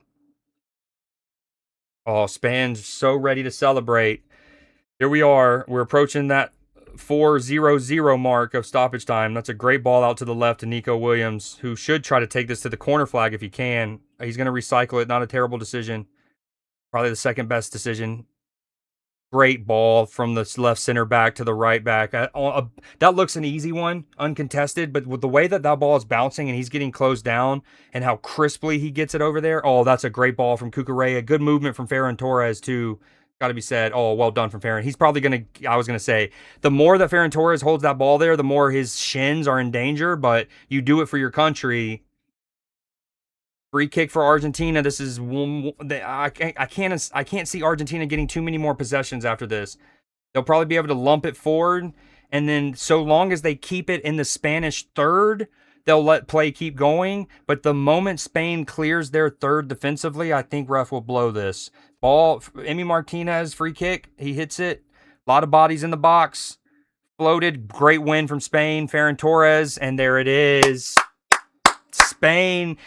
I mean, in fairness, I've had a lot of comments about some of what Argentina's done, but they they've won prior to this. They won 3 straight major international tournaments. They were going for 4. That's remarkably impressive. A World Cup, 2 Copa Americas, another World Cup final. Incredible run from this Argentine national side. And even without Messi, you would think that they would be maybe the favorites for the upcoming Copa America, and then one of the favorites. Oh, things are popping off. Shocker. But Spain, GG's. In 16 years. Oh, Scaloni. What is going on, dude? Scaloni looks like he wants to fight somebody now. Andres Iniesta, David Villa, Carlos Alcaraz, happy. He needs to get back playing tennis. We need to see him in a major here. The U.S. Open coming up in a month or so. Spain in the last 16 years have now won 2 World Cups and the last 18 years have won 2 World Cups and 3 European Championships. Incredible from Spain. Here are some of the sights. What a tournament. It's hot as hell. All right, let me catch up. John Williams is the GOAT. He's one of the 2 or 3 that should be the first names out of most people's mouths. I'd also put Ennio Morricone right up there. Hans Zimmer. And then I think Danny Elfman doesn't get enough credit. He should be top 7-ish. James Horner should be up there. Okay, James Williams is the GOAT. Then there's Zimmer, yes. Then Michael. Then Ludwig. Then I love that you know Danny Elfman. Danny Elfman's another one of those that people forget. James Horner is another one that I rediscovered as a genius. We were doing film class the most recent time, and we were watching the movie Troy. Otamendi and Rodri talking that shit, or they're not really. They're having, it looks like a grown conversation because they're both like 35 and 38 or something. Rodri's like, no, I'm just dude. Rodri should be the player of the tournament, especially with Spain winning. Rodri should be player of the tournament, and he should be player of this match. I also believe thoroughly. Or Pedri. Pedri, world class. He came in what minute? The 60th ish. Pedri. He came in 67th, and I thought dictated play so well. 57 for 61. Hold on, let's look here. Pedri. Dude, hold on. I wanted to finish the movie talk first. Scattered brain. Actually, no. Let's finish football first, then movie talk. Incredible. 57 for the fact that he came in and played. I guess he played an hour because it went 120, right? But just 61 passes, 70 touches. Now again, this isn't the be all end all, right? Messi's not. The Argentine national side isn't set up for Messi to be touching the ball all the time necessarily, and picking, popping, getting it off of his back line. But just for perspective, Messi with 54 touches the whole match, Pedri 70 in 60 minutes, in half the time. Again, defenders are generally, in the modern day game, defenders and your center defensive mid should have the most touches. They should have the most passes, right? The way the ball is recycled and whatnot. But Pedri, in the heart of everything, comes on and links play brilliantly. Rodri, dude, he misplaced 5 passes out of 106. I mean, absolutely remarkable. So good. What else did I want to look at? Kubarsi also could be. He was incredible. Porro, incredible. The thing is, when your team is as good as Spain have been, it's like they have so many contenders on who you would not only say is man of the match, but man of the player of the tournament for them.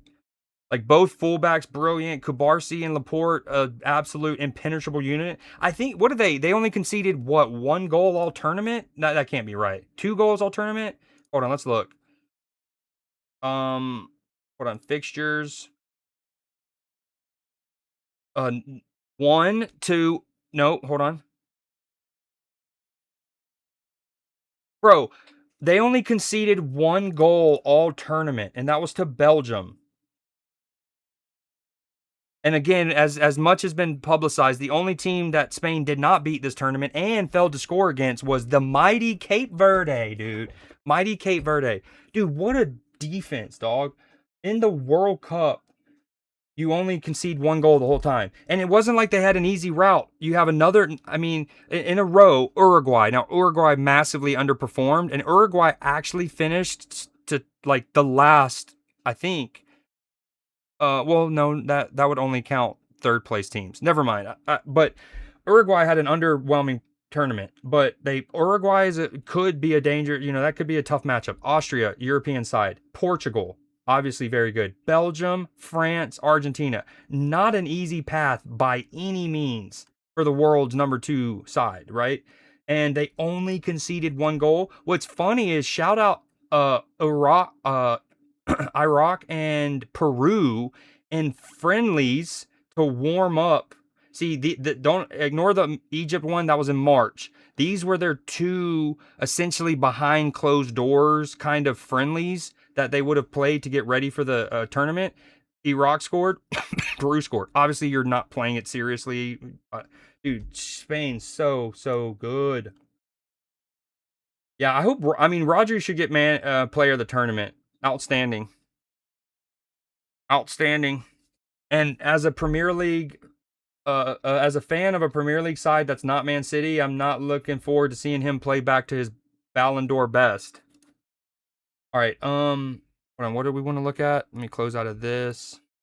Then movies. I love that you shouted out Danny Elfman. Did I say the pacing seems fast? Yeah, it did. I did. Yeah, I talked about that as well. Yo, I don't know if you're in the Discord, but if you want to, I put my like a kind of a short version, not a long official version of my review of the Odyssey. It has the spoiler thing, so a person would have to manually click on it to see it. But yeah, if you're curious for a little bit more of my thoughts, kind of hope it goes to penalties. I kind of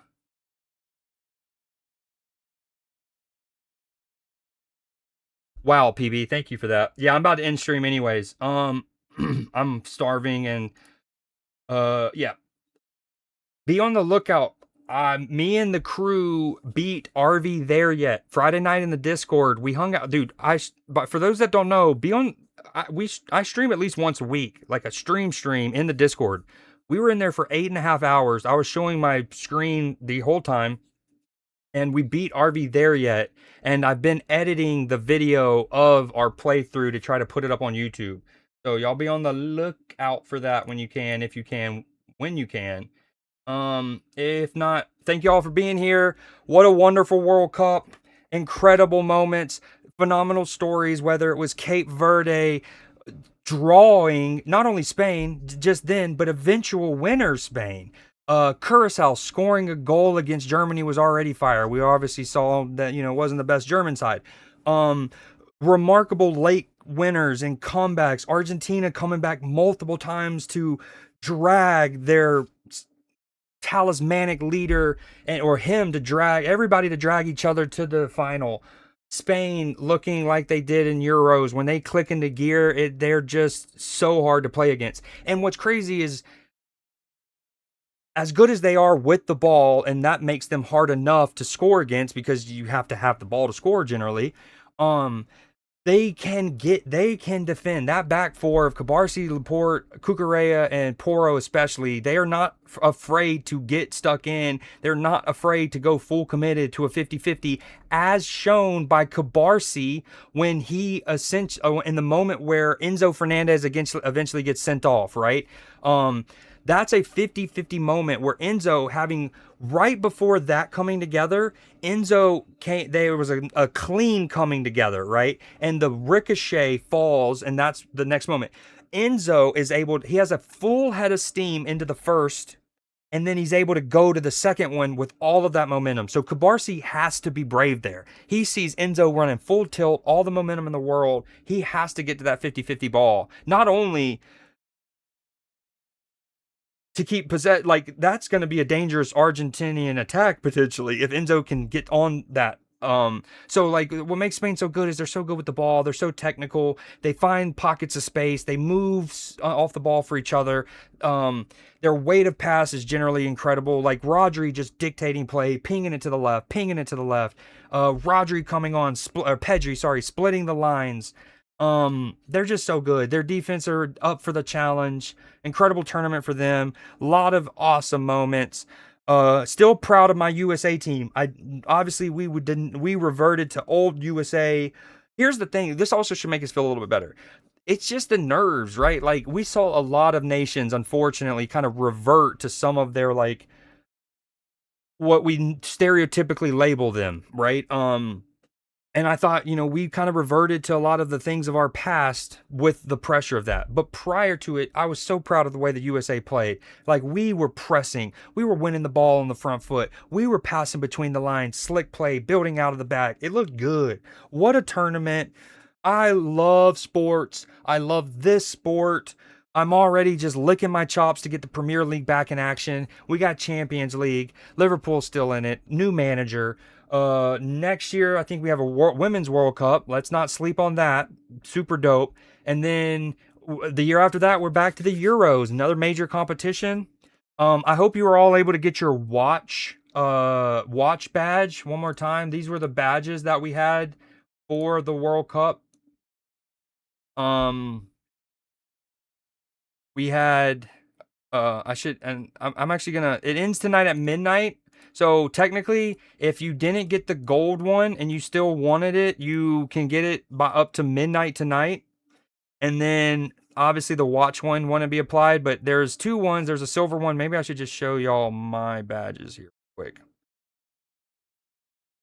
Also, why wasn't I able to use psyops? There it is.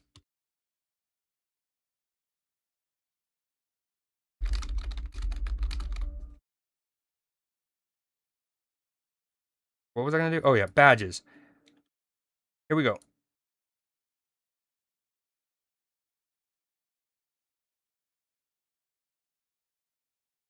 So this is the silver one for watching. That's the gold one for subbing. Thought I would get a better picture doing this way, but oh, that's not gonna do it justice. Anyways, maybe this was what I wanted. Oh well. Anyways, y'all have a great rest of your Sundays. Thank you all for tuning in. Another phenomenal World Cup, another great tournament, another great exhibition of sports and why we all love them and it brings us together. Y'all have a great rest of your night. Take care. Doodles. Night night. Keep your buttholes tight or don't. It's up to you.